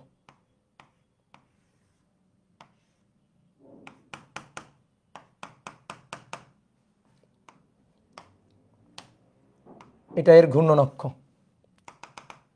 dot dot dot A dot, এই যে এভাবে ঘুরতে পারে। তাহলে এর উপর এই একটা বিন্দু আছে, এই একটা বিন্দু, এই একটা বিন্দু, এরকম অসংখ্য বিন্দু আছে, তাই কি না? এরকম অসংখ্য বিন্দু আছে। তা আমি এখন কি করলাম, এটাকে ধরে ধাক্কা দিলাম, এভাবে ধরে ধাক্কা দিছি, এভাবে ধরে ধাক্কা দিলাম, ধাক্কা দিলে তো ঘুরবে। তাহলে আমি এই বস্তুটাকে ধরে ধাক্কা দিলাম, এই বস্তুটা ঘুরবে। আমি এখন টর্ক হিসাব করতে চাই, লব্ধি টর্ক হিসাব করতে চাই যে এই বস্তুর উপর প্রযুক্ত টর্ক কত। তো এই বস্তুটা অসংখ্য অসংখ্য অসংখ্য অসংখ্য ভরের সমষ্টি না, অসংখ্য ভরের সমষ্টি না, এরকম অসংখ্য ভর বিন্দু আছে না এখানে। তাহলে অনেকগুলো ভর বিন্দু আছে। এইটার নাম দিলাম M1, এইটার নাম দিলাম M2, এই ভরটার নাম দিলাম M3, এই ভরটার নাম দিলাম M4, এই ভরটার নাম দিলাম Mn dot dot dot Mn। তাহলে দেখো এ ঘূর্ণন অক্ষ থেকে R1 দূরত্বে আছে, এ আছে R2 দূরত্বে, এক একটা এক এক দূরত্বে, এ আছে R3 দূরত্বে, এ আছে R4 দূরত্বে, এ আছে Rn দূরত্বে, এরকম এক একটা পয়েন্ট এক একটা দূরত্বে আছে। তা আমি এই বস্তুটাকে ঘুরাইতে চাই, এই বস্তুটাকে আমি ঘুরাইতে চাই, ধরো স্থির অবস্থায় আছে, আমি ঘুরাইতে চাই, বল দিলাম, বল দিলে ঘুরবে। তা আমি বল প্রযুক্ত করলাম, প্রযুক্ত বল F, প্রযুক্ত বল F, F বল প্রযুক্ত করলাম। তো F বল প্রযুক্ত করে আমি এখন এই টর্কটা হিসাব করতে চাই। তাহলে সবাই একটু বোর্ডে থাকো তো ভাই, বোর্ডে থাকো, দেখো তো এ তো সবাই ঘুরবে। তাহলে এখন আমি চাই সবার টর্ক হিসাব করতে। তাহলে সবার টর্ক, এই টর্ক হবে τ1 প্লাস τ2 প্লাস τ3, সবার টর্কের যোগফল, তাই না? বলো সবার টর্কের যোগফল হবে না? কিন্তু আমার একটা কথা আছে, কথা হচ্ছে টর্ক তো ভেক্টর রাশি, তো এরকম যোগ করলে হবে? বলো তো এরকম যোগ করলে হবে? টর্ক তো ভেক্টর রাশি, এরকম যোগ করলে কি হওয়া উচিত? ভেক্টর যোগ করতে হবে না? তা ভেক্টর যোগ তো করতে হবে, কিন্তু আমি স্কেলার এইভাবে যোগ করব, আমার ইচ্ছা, ঠিক আছে, আমার ইচ্ছা। তাহলে আমি এভাবে যোগ করব, দেখি কি সমস্যা হয়। τ1 plus τ2 τ3 dot dot dot dot dot dot τn dot dot dot dot τn। তাহলে এখন দেখো, প্রথমে আসো M1 এর জন্য টর্ক। তাহলে M1 কণাটার কথা চিন্তা করো, এই যে M1 কণাটা, এই কণাটার কথা চিন্তা করো। তাহলে এই কণাটা দেখো একটা বৃত্তার পথে ঘুরবে, কিন্তু এই যে এই কণাটা এরকম একটা বৃত্তার পথে ঘুরবে। আমি শুধু এই M1 ভরের কণাটাকে নিয়ে আসলাম, যার ব্যাসার্ধ কত? ব্যাসার্ধ R1, ঠিক আছে, ব্যাসার্ধ R1, এর জন্য টর্ক হিসাব করব। তাহলে এর জন্য τ1, এর জন্য τ1, τ equal to torque equal to একটু আগে আমরা দেখলাম R1 F1 sine theta 1, sine 90 degree. কীভাবে সাইন 90 ডিগ্রি? কীভাবে 90 ডিগ্রি? কারণ এর যে ত্বরণটা, আচ্ছা বলের জন্যই তো ত্বরণ, তাই না? বলের জন্য ত্বরণ। তো এর যে ট্যানজেনশিয়াল ত্বরণ, ট্যানজেনশিয়াল এক্সেলারেশন, বলো তো কোন দিকে, মনে আছে কিনা? ট্যানজেনশিয়াল এক্সেলারেশন, নট সেন্টিপিটাল এক্সেলারেশন, কেন্দ্রমুখী না, ট্যানজেনশিয়াল। কোন দিক বরাবর? এই যে স্পর্শক বরাবর, মনে পড়ে? স্পর্শক বরাবর না? বলো স্পর্শক বরাবর কিনা? এই বস্তুটা যদি ঘুরতে থাকে তাহলে তার ট্যানজেনশিয়াল এক্সেলারেশন এই বরাবর কিনা? তাহলে এই বরাবর AT, মনে পড়ে? AT tangential acceleration. তাহলে এই AT এর জন্যই তো F ইকুয়াল টু MA। তাহলে F ইকুয়াল টু MA, এটার জন্যই তো F। তাহলে F এটা ইকুয়াল টু MAT, বুঝলা কিনা? ওকে, তাহলে মধ্যবর্তী কোণ কত বলো তো? এই কোণটা কত? এই কোণ কত? 90 ডিগ্রি, অবভিয়াসলি 90 ডিগ্রি। স্পর্শকের সাথে ব্যাসার্ধের কোণ কত হয়? 90 ডিগ্রি। তাহলে এই যে F, এই R এবং F এর মধ্যবর্তী কোণ, F এর ডিরেকশন, M এর তো কোনো ডিরেকশন হয় না, তাহলে F এর ডিরেকশন হচ্ছে A এর ডিরেকশনের দিকে। তো এই A কোণ A, এটা কি কেন্দ্রমুখী ত্বরণ? না, এটা ট্যানজেনশিয়াল এক্সেলারেশন, স্পর্শক বরাবর থাকবে। তাহলে স্পর্শক বরাবর ত্বরণ, তার জন্য বল F ইকুয়াল টু MA। সেই F এর সাথে মানে A এর সাথে যেহেতু R এর কোণ 90 ডিগ্রি, ট্যানজেনশিয়াল এক্সেলারেশন ব্যাসার্ধের সাথে 90 ডিগ্রি কোণে থাকবে, সুতরাং F এর সাথেও তো R এর কোণ 90 ডিগ্রি, তাই তো? F এর সাথেও তো 90 ডিগ্রি। ভাই এটা কি সেন্টিপিটাল ফোর্স? না না না, এটা সেন্টিপিটাল ফোর্স না, এটা স্পর্শক বরাবর। সেন্টিপিটাল ফোর্স কাজ করে, কেন্দ্রমুখী বল কাজ করে, কেন্দ্রমুখী ত্বরণ কাজ করে কেন্দ্র বরাবর, কেন্দ্রের দিক বরাবর, কেন্দ্রের দিক বরাবর। কেন্দ্রের দিকের ওই বলের জন্য কোনো টর্ক হয় না। কেন টর্ক হয় না? যদি কেউ বলে ভাই কেন্দ্রের দিকে বলের জন্য কোনো টর্ক হবে না, কেমনে হবে? এইটা আর, এই যে এটা আর, আর কেন্দ্রের দিকে যে বল সেটা হচ্ছে FC। তাহলে আর FC এর মধ্যবর্তী কোণ কত ডিগ্রি? 90 ডিগ্রি। এর জন্য কোনো টর্ক হবে? বলো, সরি 90 বলতেছি, 0 ডিগ্রি। এর জন্য কোনো টর্ক হবে? বলো কোনো টর্ক হবে? 180 ডিগ্রি বা 0 ডিগ্রি? হ্যাঁ 180 ডিগ্রি, সরি 180 ডিগ্রি। এর জন্য তো কোনো টর্ক হবে না। তাহলে কার জন্য, কোন বলের জন্য টর্ক এবং কোন ত্বরণের জন্য টর্ক হবে? ট্যানজেনশিয়াল এক্সেলারেশনের জন্য এবং ট্যানজেনশিয়াল ফোর্সের জন্য টর্ক হবে। কথা বুঝছো? এই কারণে আমরা কেন্দ্রমুখী বল এখানে নিচ্ছি না। তুমি বলতে পারো ভাই কেন্দ্রমুখী ত্বরণ কেন নিচ্ছেন না, কেন্দ্রমুখী বল কেন নিচ্ছেন না? এই কারণে নিচ্ছি না। ওকে, তাহলে আমরা পাইলাম R1 F1। এবার এফ ইকুয়াল টু তে এম এ একটু আগে উপরে লেখা হয়েছে, F equal to M A একটু আগে উপরে লেখা হয়েছে, তাহলে R one F equal to M A M one A one, এই এ কিন্তু ট্যানজেনশিয়াল এক্সেলারেশন উপরে মেনশন করে দিছি, ঠিক আছে, ট্যানজেনশিয়াল এক্সেলারেশন উপরে মেনশন করে দিছি। তাহলে R one F equal to M one A one F equal to M A. এইবার আসো A equal to R alpha, মনে পড়ে A equal to R alpha, A equal to R alpha, তাহলে R one M one A equal to R alpha, R one alpha one, R one alpha one, alpha one হবে না ভাই, alpha আলফাই হবে। কারণ আমি গত ক্লাসে চিল্লাই চিল্লাই বলছিলাম, গলা আমার ভেঙে গেছিল চিল্লাইতে চিল্লাইতে, সেটা হচ্ছে কৌণিকগুলা সেম থাকে, মনে পড়ে কৌণিকগুলা সেম থাকে, মনে পড়ে কি না বলো, কৌণিকগুলা সেম থাকে। এমডি জাকারিয়া হোসেন বলছে দাদা কি রকেট পড়াইছে, এই দেখো একটা পাগল কোত্থেকে আসছে, পাবনা থেকে পালা আসছে, ধরো ধরো ওরে ধরো, ওরে ধরে আবার পাবনায় পাঠিয়ে দাও, ঠিক আছে। আজকের ক্লাসের শুরুতে কত সুন্দর করে আমি বললাম যে রকেট আমরা লাস্টে পড়বো, রকেট আমরা লাস্টে পড়বো, কত সুন্দর করে বললাম, এই পাগল কোত্থেকে আসছে, ধরো এরে।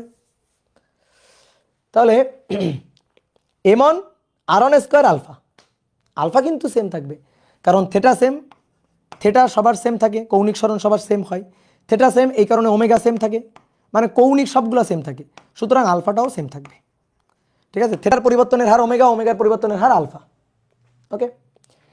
তাহলে এটা হচ্ছে টাউ ওয়ান, সেম ভাবে টাউ টু, সেম ভাবে টাউ থ্রি, সব হিসাব করব, সব নিয়ে এখানে যোগ করব, সব এখানে যোগ করব। আসো M on R on square alpha, M two R two square alpha, M three R three square alpha, dot dot dot dot dot dot M N R N square alpha. Now এবার alpha common, M on R on square, M two R two square, M three R three square, plus dot dot dot dot M N R N square. ভাই integration করা লাগবে না? অবশ্যই তো লাগবে, integration তো অবশ্যই করা লাগবে। চেনা চেনা লাগে, চেনা চেনা লাগে, বলো এটারে চেনা চেনা লাগে কিনা? এস, চেনা চেনা লাগে, এটা জড়তার ভ্রামক আই, এস শেষ, আই আলফা, এটাই torque. F equal to M A, তো এম এর জায়গা আই দখল করছে, এ এর জায়গা আলফা দখল করছে, আর এফ এর জায়গা টাউ দখল করছে, করবেই তো। এই তো সূত্র প্রমাণ শেষ, সূত্র প্রমাণ শেষ হয়ে গেল। এবার যে প্রশ্ন অন্তরে এখনো সুপ্ত আছে, সেই প্রশ্ন হচ্ছে ভাই টর্ক কেন যোগ করলেন? টর্ক তো ভেক্টর রাশি, তাহলে টর্কের হিসাব তো ভেক্টর নিয়মে লব্ধির হিসাব হবে, আপনি কেন যোগ করলেন? অবশ্যই আমি কেন যোগ করলাম, খুবই ইম্পর্টেন্ট কথা, কেন টর্ক যোগ করলাম বলো দেখি, কেন টর্ক যোগ করলাম? দেখো শোনো শোনো শোনো, আসো তুমি দুইটা বিন্দুর কথা চিন্তা করো, জাস্ট দুইটা বিন্দু, বেশি চিন্তা করতে হবে না, দুইটা বিন্দু ধরো, এই একটা বিন্দু আর এই একটা বিন্দু, দুইটা বিন্দু। তো ধরো এটা একটা চাকতি, চাকতির উপর দুইটা বিন্দু আছে, এই যে দুইটা বিন্দু আছে। তাহলে একটা জিনিস খেয়াল করে দেখো তো, এই বিন্দুটা এই দিকে ঘুরবে, এই বিন্দুটা এই দিকে ঘুরবে, তাই না? এইভাবে ঘুরবে। তাহলে দেখো তো এ যদি এই দিকে ঘোরে, এই যে এইভাবে ঘুরবে, এটা যদি এইভাবে ঘুরে, আর ক্রস এফ টর্ক কোন দিকে, আর ক্রস এফ টর্ক কোন দিকে, ঠিক আছে। এর ধরো এটা এফ, এটা আর, ঠিক আছে, এটা এফ, এটা আর। তাহলে আমি যদি এদের জন্য টর্ক হিসাব করি, তাহলে টর্ক কোন দিকে পাবো? এর জন্য টর্ক উপরের দিকে, তাহলে টাউ ওয়ান উপরের দিক, এর জন্য টর্ক উপরের দিকে, টাউ টু উপরের দিক, বাকিটার জন্য টর্ক সবাই একদিকে ঘুরছে, সবাই একই দিকে, সবাই একই দিকে, সবাই একই দিকে। Tau one, tau two, tau three, tau four, tau five, সবাই একই দিকে, সবাই উপরের দিকে, এই যে সব টর্ক উপরের দিকে, সব টর্ক উপরের দিকে। তাহলে লব্ধির টর্ক কত হবে? সব যদি একই দিকে থাকে, লব্ধির টর্ক কত হবে? Tau one plus tau two plus tau three plus, তাহলে টর্ক কত হবে? টর্ক হবে সবগুলা প্লাস, মানে লব্ধি করতেছি। তুমি যদি বলো, তোমার যদি বলি এই বলো উপরের দিকে 2 নিউটন, তারপরে উপরের দিকে 1 নিউটন, তারপরে উপরের দিকে 3 নিউটন, বল লব্ধি বল কত? তুমি কি বলবা? ভাই 1 যোগ 2 3 যোগ 3 6। তো 6 কেমনে বের করলা? যোগ করে। তো কেমন যোগ করছো? তুমি কি স্কেলার যোগ করছো? না, লব্ধি করছো, কারণ এদের মধ্যবর্তী কোণ 0 ডিগ্রি, এই কারণে সরাসরি যোগ করে দিলেই তো লব্ধি। তো সেই কাজটাই করছি তো। তাহলে এই যোগ করা কিন্তু জায়েজ আছে, এই যোগ করা কিন্তু ভুল কিছু করি নাই। বলো ভুল কিছু করছি না? কি ক্লিয়ার?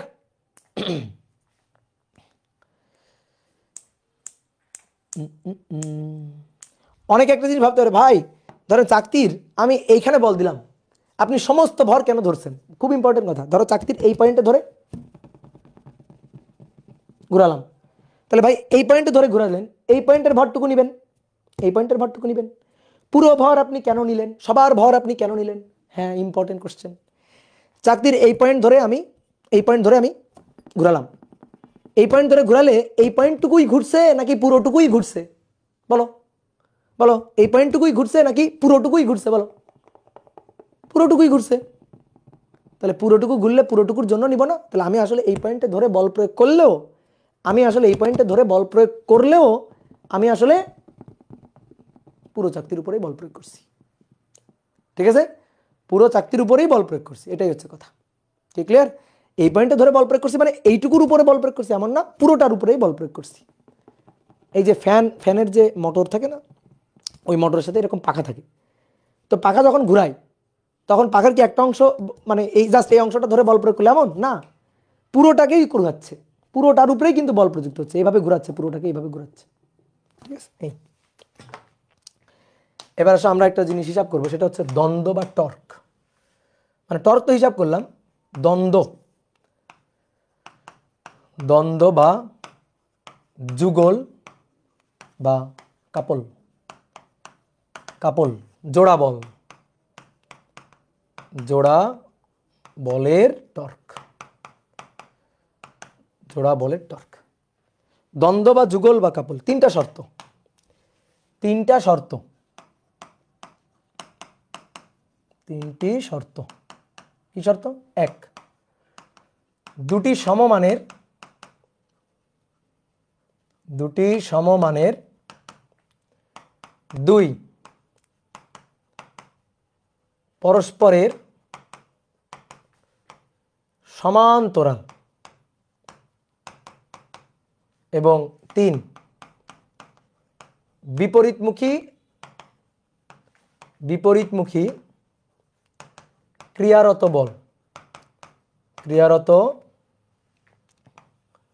বলের জন্য লব্ধি টর্ককে দ্বন্দ্ব বলে।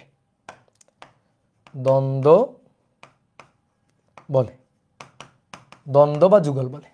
ঠিক আছে, তাহলে কয়টা শর্ত? তিনটা শর্ত। কি কি? দুইটা সমমানের বল হবে, পরস্পরের সমান্তরালে ক্রিয়ারত থাকবে, এবং পরস্পরের বিপরীতমুখী হয়ে প্রযুক্ত হবে, পরস্পরের ঠিক বিপরীতমুখী থাকবে। তাহলে যে লব্ধি টর্ক প্রযুক্ত হবে সেটাকেই বলা হবে দ্বন্দ্ব। তাহলে যে লব্ধি টর্কটা প্রযুক্ত হবে সেটাকেই বলা হবে দ্বন্দ্ব। তাহলে আসো দেখি দ্বন্দ্বের হিসাব নিকাশ করব। আসো, মনে করো এটা একটা চাকতি, এই চাকতিটা এই অক্ষের সাপেক্ষে ঘুরতে পারে, এই অক্ষের সাপেক্ষে ঘুরতে পারে চাকতিটা। তো আমি এখন এই চাকতির উপর বল দিব, বুঝছো? তো চাকতির উপর একটা বল দিলাম ধরো এই পয়েন্টে, আর একটা বল দিলাম এই পয়েন্টে। বলো তো কেন্দ্র থেকে দুইটা বিন্দুর দূরত্ব কি একই? বলো, দুইটা বিন্দুর দূরত্ব কি একই? এই পয়েন্টের দূরত্ব আর এই পয়েন্টের দূরত্ব একই না? একই না, কিন্তু এটা একটু বেশি, এটা একটু কম, চোখের আন্দাজ দেখেই বোঝা যাচ্ছে। এই দূরত্বটাকে আমি বললাম এটা হচ্ছে R1, এই দূরত্বটাকে আমি দেখে বললাম এই দূরত্বটা হচ্ছে R2, এই দূরত্বটা হচ্ছে R2, এই দূরত্বটা R2। এবার বল প্রয়োগ করবো। আসো, এই পয়েন্টে বল প্রয়োগ করবো, এইভাবে এই পয়েন্টে ধাক্কা দিলাম, F পরিমাণ বল প্রয়োগ করলাম, F। ঠিক আছে, F পরিমাণ বল প্রয়োগ করলাম এদিকে, আর এই পয়েন্টেও ধাক্কা দিব, F পরিমাণ বল প্রয়োগ করব ওই দিক থেকে। কত বল? F, সমান বল। এই বলটা F হলে ওই বলটাও F। তাহলে বলো তো এই বস্তুটার উপর দুইটা সমান্তরাল বল প্রযুক্ত হয়েছে না? দেখো, এই বস্তুটার উপর দুইটা সমান্তরাল বল প্রযুক্ত হয়েছে কিনা দেখো, এই দুইটা সমান্তরাল কিনা একটু বর্ধিত করো, তাহলে আরো সুন্দর করে টের পাবা। এই যে দেখো, দুইটা কেমন বল, পরস্পরের সাথে কেমন বল? সমান্তরাল বল। তাহলে দুইটা সমমানের F এর মান সমান, তারা পরস্পরের সমান্তরালে ক্রিয়ারত আছে এবং পরস্পরের বিপরীত দিক থেকে। বলো এই তিনটা শর্ত মানছে কিনা? বলো, তিনটা শর্ত মানছে কিনা? ইয়েস, সমমানের বল, পরস্পরের সমান্তরালে ক্রিয়ারত এবং একই বস্তুর উপর বিপরীতমুখী হয়ে ক্রিয়ারত। যদি এমন হয় ধরো এই বলটা এই দিক বরাবর প্রযুক্ত হচ্ছে, তাহলে কিন্তু হবে না, কারণ এই বলটা এদিকে হলে এই বলটা এদিকে যদি হয় তাহলে আর হবে না। এই বলটা এদিকে হলে এই বলটাকে এদিক বরাবর থাকতে হবে, তাহলে দ্বন্দ্ব প্রযুক্ত হবে। কি ক্লিয়ার? ক্লিয়ার? ওকে, তাহলে এবার আসো লব্ধি টর্ক হিসাব করব। লব্ধি টর্ক বলো তো কয়টা টর্ক এখানে? লব্ধি টর্কে দ্বন্দ্ব বলে। কয়টা টর্ক? দুইটা। এই বলের জন্য একটা টর্ক, এই বলের জন্য একটা টর্ক, দুইটা টর্ক। এই যে কোণটা, এই কোণটাকে আমি বললাম θ1, এই যে কোণটা এটাকে বললাম θ1, আর এই যে কোণটা এই কোণটাকে বললাম θ2। এই যে কোণটা এই কোণটাকে বললাম θ2, এটা θ1 আর এটা θ2। ওকে, তাহলে আসো এবার আসো, এই বিন্দু থেকে এই বলের উপর একটা লম্ব টানলাম। আচ্ছা লম্ব আগে টানতে হবে না, আগে তুমি আমাকে টর্কের হিসাব বলো। এই যে বলটা, এই বলটা এই চাকতিটাকে কোন দিকে ঘুরাইতে চাই বলো তো? চাকতিটাকে এই বলটা কোন দিকে ঘুরাইতে চাই? কোন দিকে ঘুরাইতে চাই বলো? কোন দিকে? এই বরাবর ঘুরাইতে চায় না, এই দিক বরাবর ঘুরাইতে চায় না, তাহলে এর জন্য এই বলের জন্য এই টর্কটাকে আমি বললাম τ1। ঠিক আছে, এই দিক বরাবর ঘুরাইতে চাই, এই দিক বরাবর ঘুরাইতে চাইলে τ1 কোন দিকে যাবে? উপরের দিকে। ইয়েস, τ1 থাকবে উপরের দিকে। তাহলে এই দিক বরাবর ঘুরাইতে চাই, এই দিক বরাবর ঘুরাইলে উপরের দিকে যাবে। বুঝো? অনেকে যদি বলে ভাই আপনি একটু দেখান ভেঙে চুরে, এটা এফ, এটা আর, তাহলে আর ক্রস এফ, আর ক্রস এফ উপরের দিকে, তাহলে এটা এভাবে ঘুরে যাবে, এভাবে ঘুরে যাবে, উপরের দিকে যাইতে চাই। ঠিক আছে, এইবার আসো এই বলটা কোন দিকে ঘুরাইতে চাই দেখো তো। দেখো এই বলটা কোন দিকে ঘুরাইতে চাই? এই বলটা এই দিক বরাবর ঘুরাইতে চাই, এটা হচ্ছে τ2 এর ডিরেকশন, এই দিক বরাবর ঘুরাইতে চাই। দেখবা কেন এই দিক বরাবর ঘুরাইতে চাই? এই যে তুমি চিন্তা করো ওই দিক দিয়ে ধাক্কা দিচ্ছ, তো ওই দিক দিয়ে ধাক্কা দিলে তো চাকতিটা এইভাবে এইভাবে ঘুরে যাবে, এটা কমন সেন্স। তাহলে এই বরাবর ঘুরাইতে চাই, তাহলে এই বরাবর ঘুরাইলে টর্কের ডিরেকশন কোন দিকে যাবে? টর্কের ডিরেকশনটা কোন দিকে যাবে? উপরের দিকে, নট নিচের দিকে। এই যে আমি জানি তোমরা ভুল বলবা, এটাকে ভুল বলছে পাগলাগুলা, এটা উপরের দিকে, নিচের দিকে না রে পাগলা, এটা উপরের দিকে। দেখো এটাও যেদিকে ঘুরাচ্ছে, এটাও যেদিকে ঘুরাচ্ছে, এটাও সেই দিকেই ঘুরাচ্ছে, একই দিকে ঘুরাচ্ছে। এই দেখো চাকতি দেখো, এই বলটা এইদিকে ঘুরাইতে চাই। ওকে, আর ওই পাশের বলটা এ দেখো, ওই পাশের বলটা এইভাবে ধাক্কা দেয়, এইভাবে ধাক্কা দেয়, ঘুরাচ্ছে তো একই দিকে। এটা এদিকে, এটা এদিকে, এটা এদিকে, এটা এদিকে, বোঝা যায়? একই দিকে, সেম ডিরেকশন, সেম ডিরেকশন। এখন তুমি বলো ভাই একটু আপনি হাত ঘুরে দেখা দেন। ওকে, আসো তাহলে এইটা হচ্ছে এফ, এটা হচ্ছে এফ, এটা হচ্ছে আর, তাহলে আসো আর ক্রস এফ, দেখো এদিকে দেখো, আর ক্রস, আর ক্রস এফ কোন দিক? উপরের দিক। এই যে আর ক্রস গেল মুছে, আর ক্রস এফ কোন দিকে দেখছো? উপরের দিকে। বুঝলা? ঠিক আছে, কেউ হাইসো না কিন্তু, কেউ হাইসো না, আমি পড়ে গেছি দেখে কেউ হাইসো না কিন্তু। ওকে, তাহলে দুটো টর্কই কিন্তু একই দিকে এইভাবে ঘোরাচ্ছে। এই যে এটা এই দিকে, এটা এই দিকে, তাহলে এই যে টর্কের ডিরেকশনটা দেখো, এই টর্কের ডিরেকশনটা উপরের দিকে, উপরের দিকে। তাহলে এই টর্কের ডিরেকশনটাও উপরের দিকে। মানে তুমি এভাবে চিন্তা করো, দুটো তো একই দিকে ঘোরাচ্ছে, কেউ কাউকে তো বাধা দিচ্ছে না, সাহায্য করতেছে। ঠিক আছে, তাহলে আমরা এখন লব্ধি টর্ক হিসাব করতে চাই, তো লব্ধি টর্ক হবে τ1 + τ2। যদি বিপরীত দিকে হইতো তাহলে বিয়োগ করতাম, যদি এমন হইতো এটা এদিকে ঘুরাইতে চাচ্ছে আর এটা এদিকে ঘুরাইতে চাচ্ছে তাহলে বিয়োগ করতাম, কিন্তু এটা এদিকে ঘুরাইতে চাচ্ছে আর এটা এদিকে ঘুরাইতে চাচ্ছে, যোগ করব। ওকে, তাহলে এবার টর্কের সূত্র যেটা আমরা জানি ভাই, torque equal two RF sin θ। এর জন্য R1 F তো F কারণ সমমানের বল, sin θ1। এর জন্য টর্কের মান R2 F F sin θ2। তাহলে এফটাকে কমন নিলাম, R1 sin θ1 R2 sin θ2। ওকে, R1 sin θ1 R2 sin θ2। এবার একটা জিনিস খেয়াল করো, দেখো এই পয়েন্ট থেকে এর উপর লম্ব টানলাম, এই লম্ব বলটা হচ্ছে নাম দিলাম লম্ব দূরত্বটার নাম দিলাম D1, আর এই একটা লম্ব টানলাম, এই একটা লম্ব টানলাম, এই লম্ব দূরত্বটার নাম দিলাম এটা হচ্ছে D2 নাম দিলাম। তাহলে আসো এই কোণের sin θ, sin θ1, সাগরে লবণ আছে, লবণ D1 আর আছে অতিভুজ R1, তাহলে অর্থাৎ D1 হচ্ছে R1 sin θ1, D1 সমান R1 sin θ1। কি ক্লিয়ার? D1 সমান R1 sin θ1। এবার এই ত্রিভুজের জন্য sin θ2 সাগরে লবণ আছে, এই যে সাইন থেটা 2 লবণ d2 বাই r2, তাহলে অতএব d2 সমান সমান r2 sine theta 2, r2 sine theta 2। তাহলে d1 হচ্ছে r1 সাইন থেটা 1 আর d2 হচ্ছে r2 sine theta 2, r1 sine theta 1 r2 sine theta 2। তাহলে f r1 sine theta 1 d1 r2 sine theta 2 d2, তাহলে এটা d1 এটা d2, d1 plus d2। বুঝতে পারছো? এবার তুমি দেখো তো ভাই d1 আর d2 এটা এই দুইটার মধ্যকার দূরত্ব না, এই সমান্তরাল দুইটা রেখার মধ্যকার দূরত্ব না d1 প্লাস d2, এই যে সমান্তরাল দুইটা রেখা তাদের মধ্যকার লম্ব দূরত্ব d1 প্লাস d2 না, তাহলে এটাকে d বলি, তাহলে f ইন্টু d। বুঝলা? এটাই হচ্ছে দ্বন্দ্বের সূত্র। তাহলে দ্বন্দ্ব মানে সহজ কথা, দ্বন্দ্ব মানে লব্ধি টর্ক, দুটো বল প্রযুক্ত হয়ে যে লব্ধি টর্ক তৈরি করবে সেই লব্ধি টর্ক। তাহলে সেই লব্ধি টর্কের মান যদি আমরা হিসাব করতে চাই তো কেমনে হিসাব করব? যে কোনো একটা বলের মান নিব এবং বল দ্বয়ের মধ্যকার লম্ব দূরত্ব গুণ করে দিব। যে কোনো একটা বলের মান নিব এবং বল দ্বয়ের মধ্যকার লম্ব দূরত্ব গুণ করে দিব। তাহলে টর্ক টাউ এটা equal to F into D. ঠিক আছে?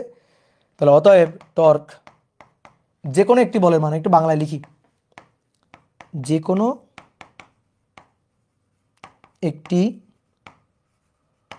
বলের মান গুণ বলদ্বয়ের মধ্যকার লম্ব দূরত্ব, বলদ্বয়ের মধ্যকার লম্ব দূরত্ব। দেখো দুইটা বল মানে প্যারালাল রেখা তাদের মধ্যকার লম্ব দূরত্ব সরাসরি তুমি হিসাব করে ফেলতে পারবা টর্ক। তোমার আর কষ্ট করে f1 r সাইন থেটা 1 মানে sorry r1 f sine theta 1 r2 f sine theta 2 এই দুইটা দিয়ে যোগ করে লব্ধি টর্ক হিসাব করার দরকার নেই। তুমি যে কোনো একটা বলের মান নিবা, তাদের মধ্যকার দূরত্ব লম্ব দূরত্ব গুণ করে দিবা, টর্কের মানটা তুমি পেয়ে যাবা। কি ক্লিয়ার? ওকে।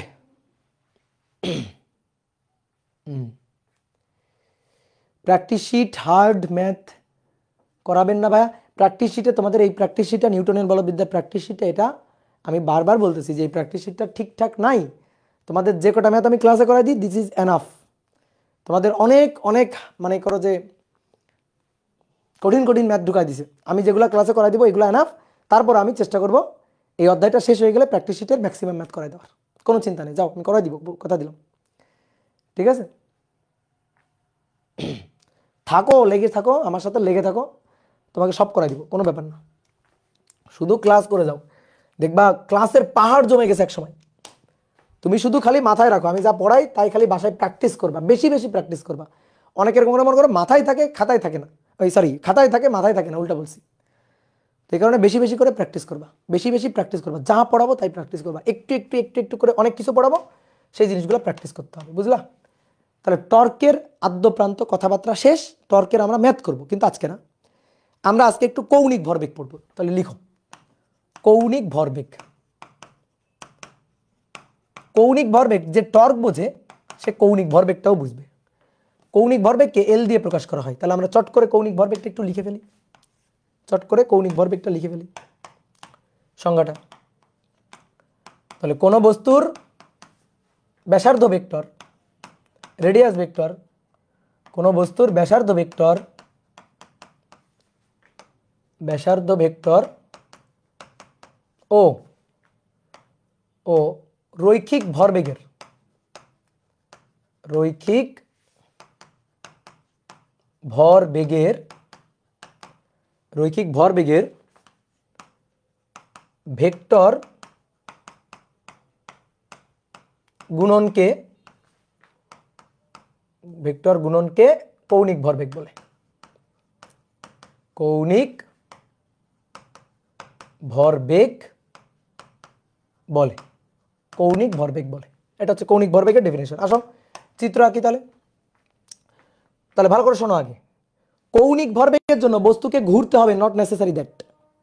আমি কৌণিক ভরবেগ হিসাব করব, বস্তুকে ঘুরতে হবে, নট নেসেসারি দ্যাট। বস্তু যদি লিনিয়ার সরল রৈখিক পথেও চলে, লিনিয়ার মোশনও গতিশীল থাকে, তাও তার কৌণিক ভরবেগ থাকে, তাও তার কৌণিক ভরবেগ থাকে। খটকা লাগলো না শুনে? ইয়েস, কথাটা কারেক্ট। বস্তু যদি সরল রৈখিক পথেও গতিশীল থাকে তাও তার কৌণিক ভরবেগ থাকে। এবার কৌণিক ভরবেগ আছে কি নেই সেটা ডিপেন্ড করবে আমি বস্তুটাকে কোথা থেকে অবজার্ভ করতেছি তার সাপেক্ষে, সেই পয়েন্টের সাপেক্ষে।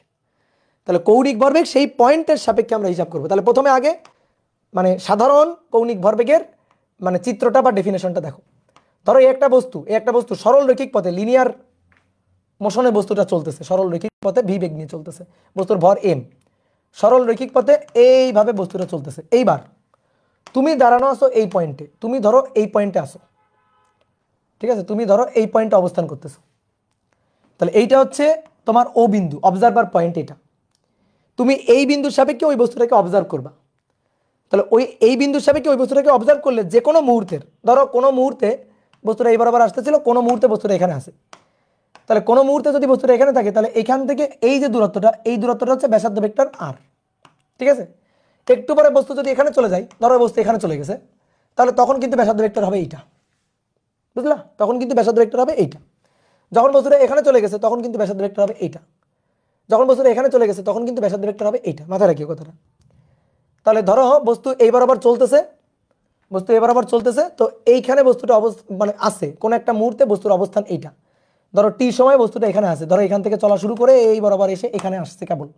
তাহলে এই পয়েন্টে যখন আমি অবজার্ভ করছি এখান থেকে, মানে আমি এখানে অবস্থান করতেছি, তাহলে এখান থেকে এই বস্তুর এই যে দূরত্বটা, এই দূরত্বটা হচ্ছে রেডিয়াস ভেক্টর আর, ব্যাসার্ধ ভেক্টর। এইবার বস্তুর বেগ হচ্ছে ভি, রৈখিক বেগ ভি। তাহলে রৈখিক বেগ যদি ভি হয়, কৌণিক ভর বেগের ডিরেকশন কোন দিকে হবে?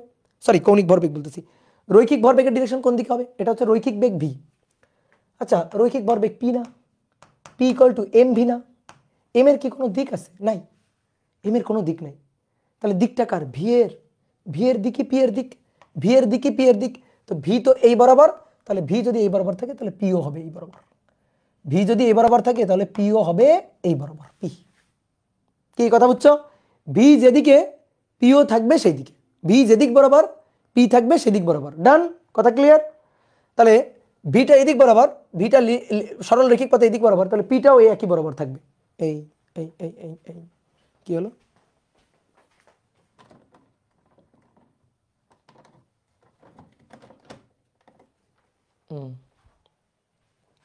এই দেখো তো, ভিডিও কেটে গেছিল নাকি? হঠাৎ করে মনিটর বন্ধ হয়ে গেল না, এটা কেমন কথা? এটা তো ভালো কথা না।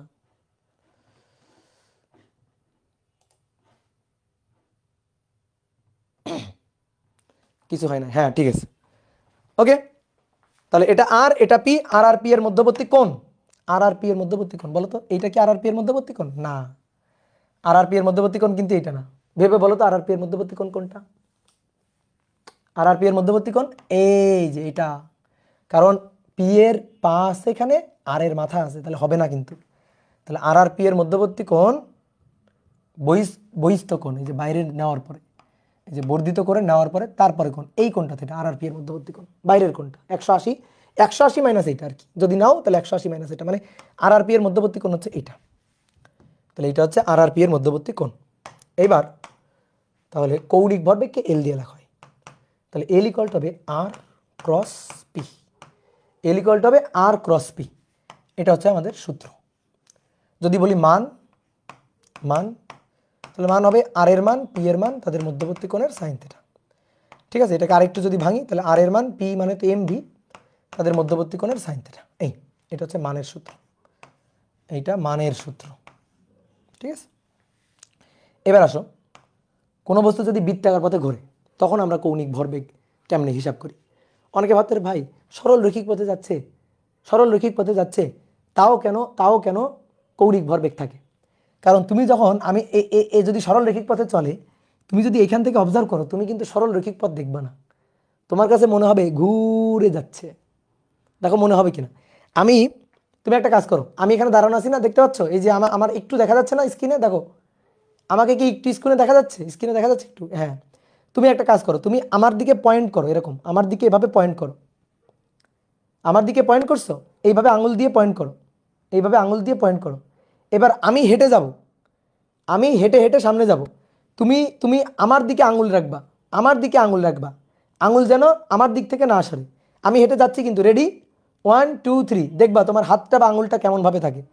এই যে আমি হেঁটে হেঁটে হেঁটে হেঁটে সামনের দিকে যাচ্ছি, এই যে হেঁটে হেঁটে সামনের দিকে এখানে গেলাম, বলো তোমার আঙুলটা কেমনভাবে ঘুরছে? বলো তোমার হাতটা কেমনভাবে ঘুরছে?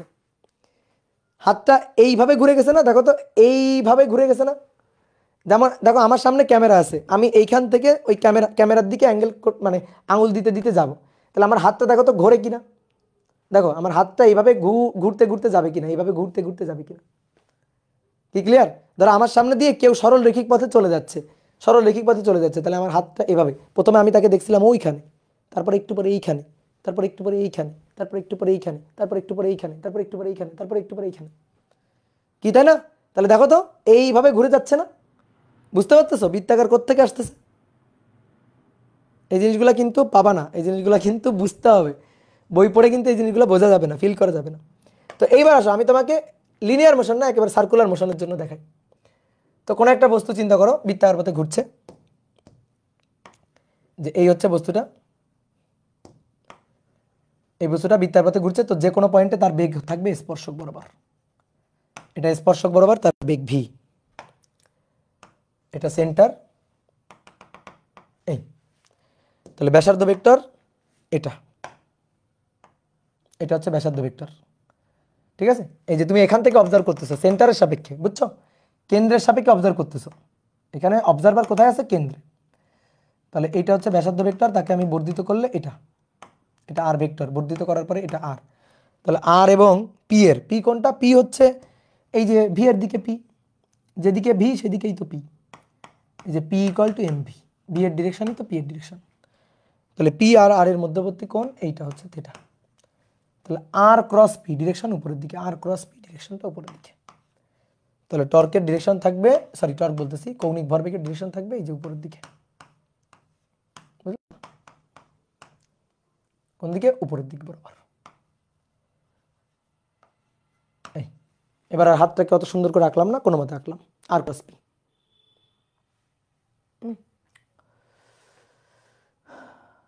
ওকে, তাহলে এটা ব্যাসার্ধ ভেক্টর আর, আর এটা ভি, তো ভি বরাবর পি, আর আর পি এর মধ্যবর্তী কোণ থিটা, ঠিক আগের মতো আর আর এফ এর মধ্যবর্তী কোণ যেমন থিটা ছিল। তাহলে এই যে স্পর্শক বরাবর কোণটা, এই কোণটা থিটা, যেহেতু বৃত্তার পথে ঘুরলে এই কোণটা 90 ডিগ্রি বলতেই পারি, এখানে এই ক্ষেত্রে 90 ডিগ্রি বলতে পারি, সব ক্ষেত্রে 90 হবে এমন কোনো কথা নেই, এই ক্ষেত্রে আমরা বলতে পারি 90 ডিগ্রি, ঠিক আছে? এই ক্ষেত্রে বলতে পারি 90 ডিগ্রি।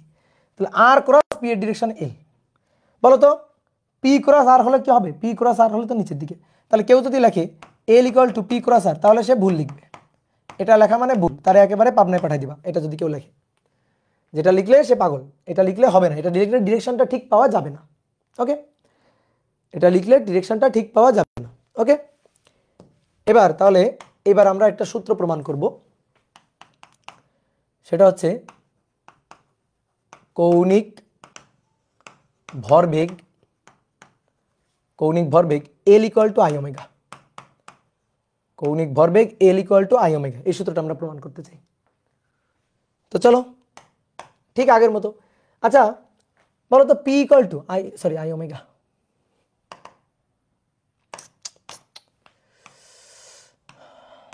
দেখো P equal to M V না, পি এর জায়গা দখল করবে এল, এম এর জায়গা আই, ভি এর জায়গা ওমেগা, প্রমাণ করতে হবে। তোমাকে আমি দুটো প্রমাণ অলরেডি করে দিয়েছি, E K equal to half M V স্কোয়ারের জায়গায় হাফ আই ওমেগা স্কোয়ার, আর অলরেডি আজকে একটা প্রমাণ করছি tau equal to I alpha, মানে যেখানে F equal to M A ছিল। তাহলে তুমি পারবা না এটা প্রমাণ করতে? সেম সেম প্রসিডিউর, সেম একইভাবে প্রমাণ, সেম একইভাবে প্রমাণ, বলো পারবো কিনা? ঠিক আছে বলো, তাহলে চলো ধরো এই একটা চাকতি, এই চাকতিটা বৃত্তাকার পথে ঘুরছে, বৃত্তাকার পথে ঘুরছে,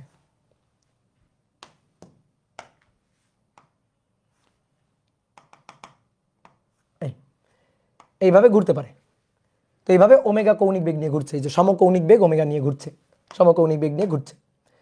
তো এই বস্তুর উপর এই বস্তুটার উপর তো অসংখ্য বিন্দু আছে, অসংখ্য বিন্দু বিন্দু বিন্দু বিন্দু ভর নিয়ে এই বস্তুটা তৈরি, এরকম অসংখ্য বিন্দু বিন্দু ভর নিয়ে এই বস্তুটা তৈরি। তাহলে এটা আর ওয়ান, এটা এম ওয়ান, এটা আর টু, এটা এম টু, এটা আর থ্রি, এটা এম থ্রি, এটা আর ফোর, এটা এম ফোর, আর ফোর, এটা এম ফোর, এটা আর এন, এটা এম এন, বুঝলা? ঠিক আছে, তাহলে আমি যদি এই চাকতিটাকে ঘুরাই, তাহলে চাকতির উপর এই বিন্দুটাও ঘুরে, এই বিন্দুটাও ঘুরে, এই বিন্দুটাও ঘুরে, সব বিন্দু ঘুরে।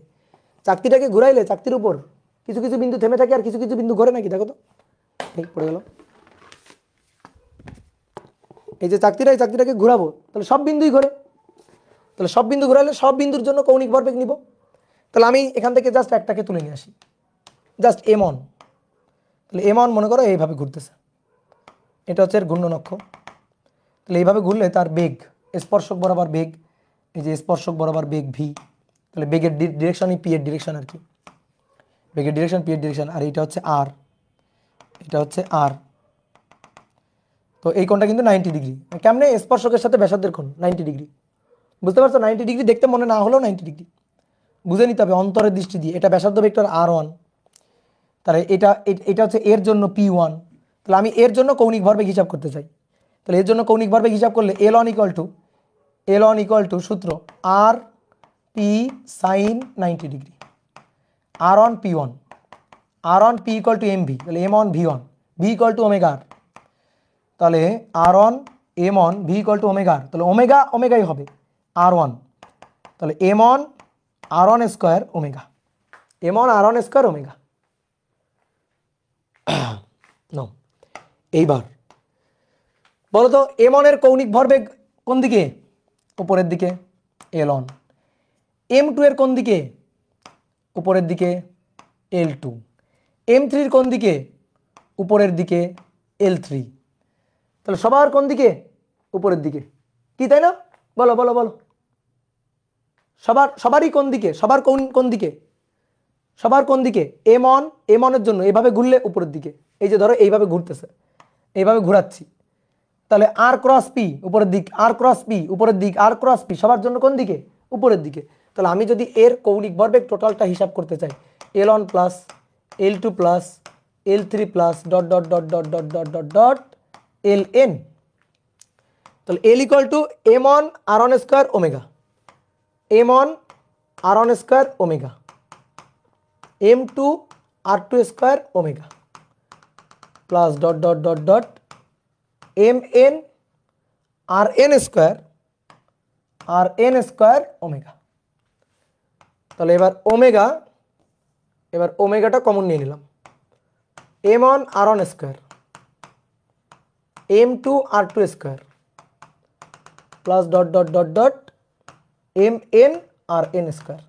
এবার চেনো এই জিনিসটা, চেনো? চেনা চেনা লাগে,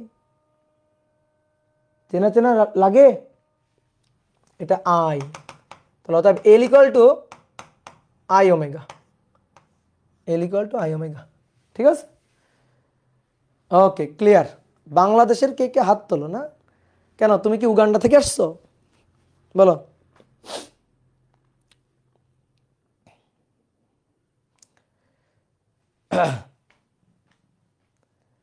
তো সেম ডেরিভেশন, তিনটা ডেরিভেশন পর করছি, তিনটা ডেরিভেশন পর করছি। প্রান্ত দাস বলছে বুঝি না। এই এত বুঝতে হবে? এত বুঝলে হবে? হ্যাঁ, সব বুঝতে হয়? সব বুঝতে হয় না।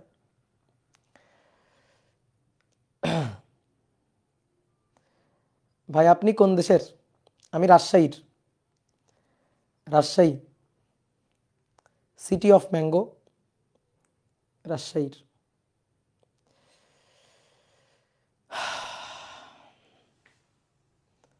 কি বলো, খুশি? তাহলে প্রমাণ হয়ে গেছে, প্রমাণ হয়ে গেছে। এবার তোমাদের পড়া দিয়ে দিই, তোমাদের আজকে একটু পড়া দিয়ে দিই। কি পড়া? পড়া হচ্ছে নিউটনের গতির তিনটা সূত্রের কৌণিক ফরম্যাট পড়ে আসবা। আমি কিন্তু পড়া ধরবো, আর না পারলে কিন্তু জানলা দিয়ে ফেলে দিব। নিউটনের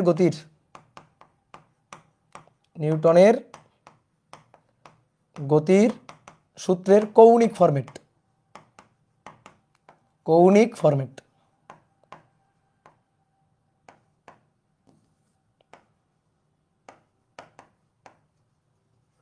বুঝলা?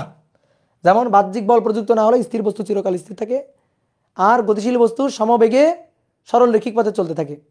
চেঞ্জ হয়ে যাবে, চেঞ্জ হয়ে কি হবে? বাহ্যিক টর্ক প্রযুক্ত না হলে বলের জায়গায় দখল করবে টর্ক।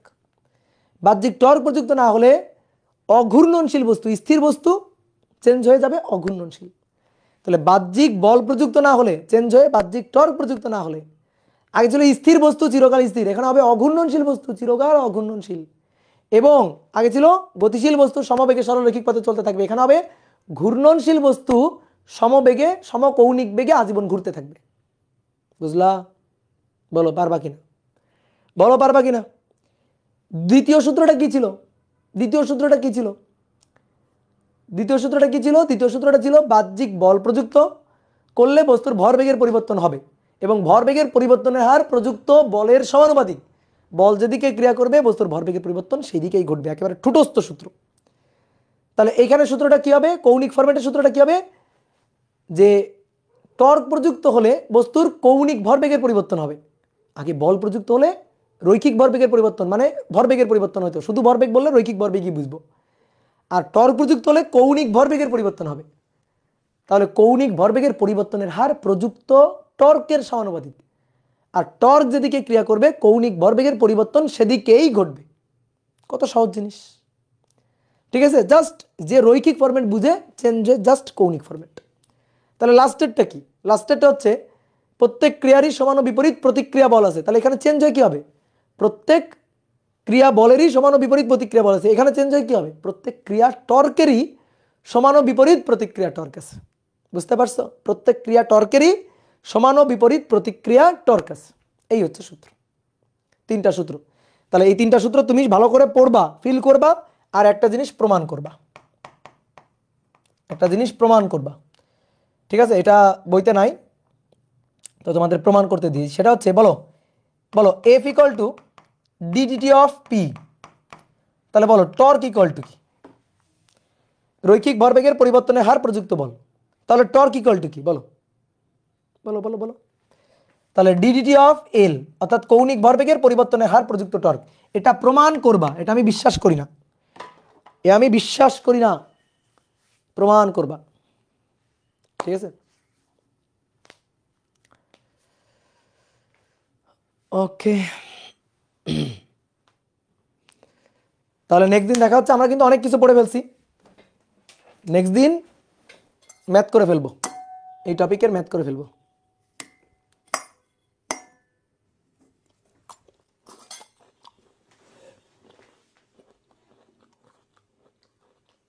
হাই দে কমেন্ট।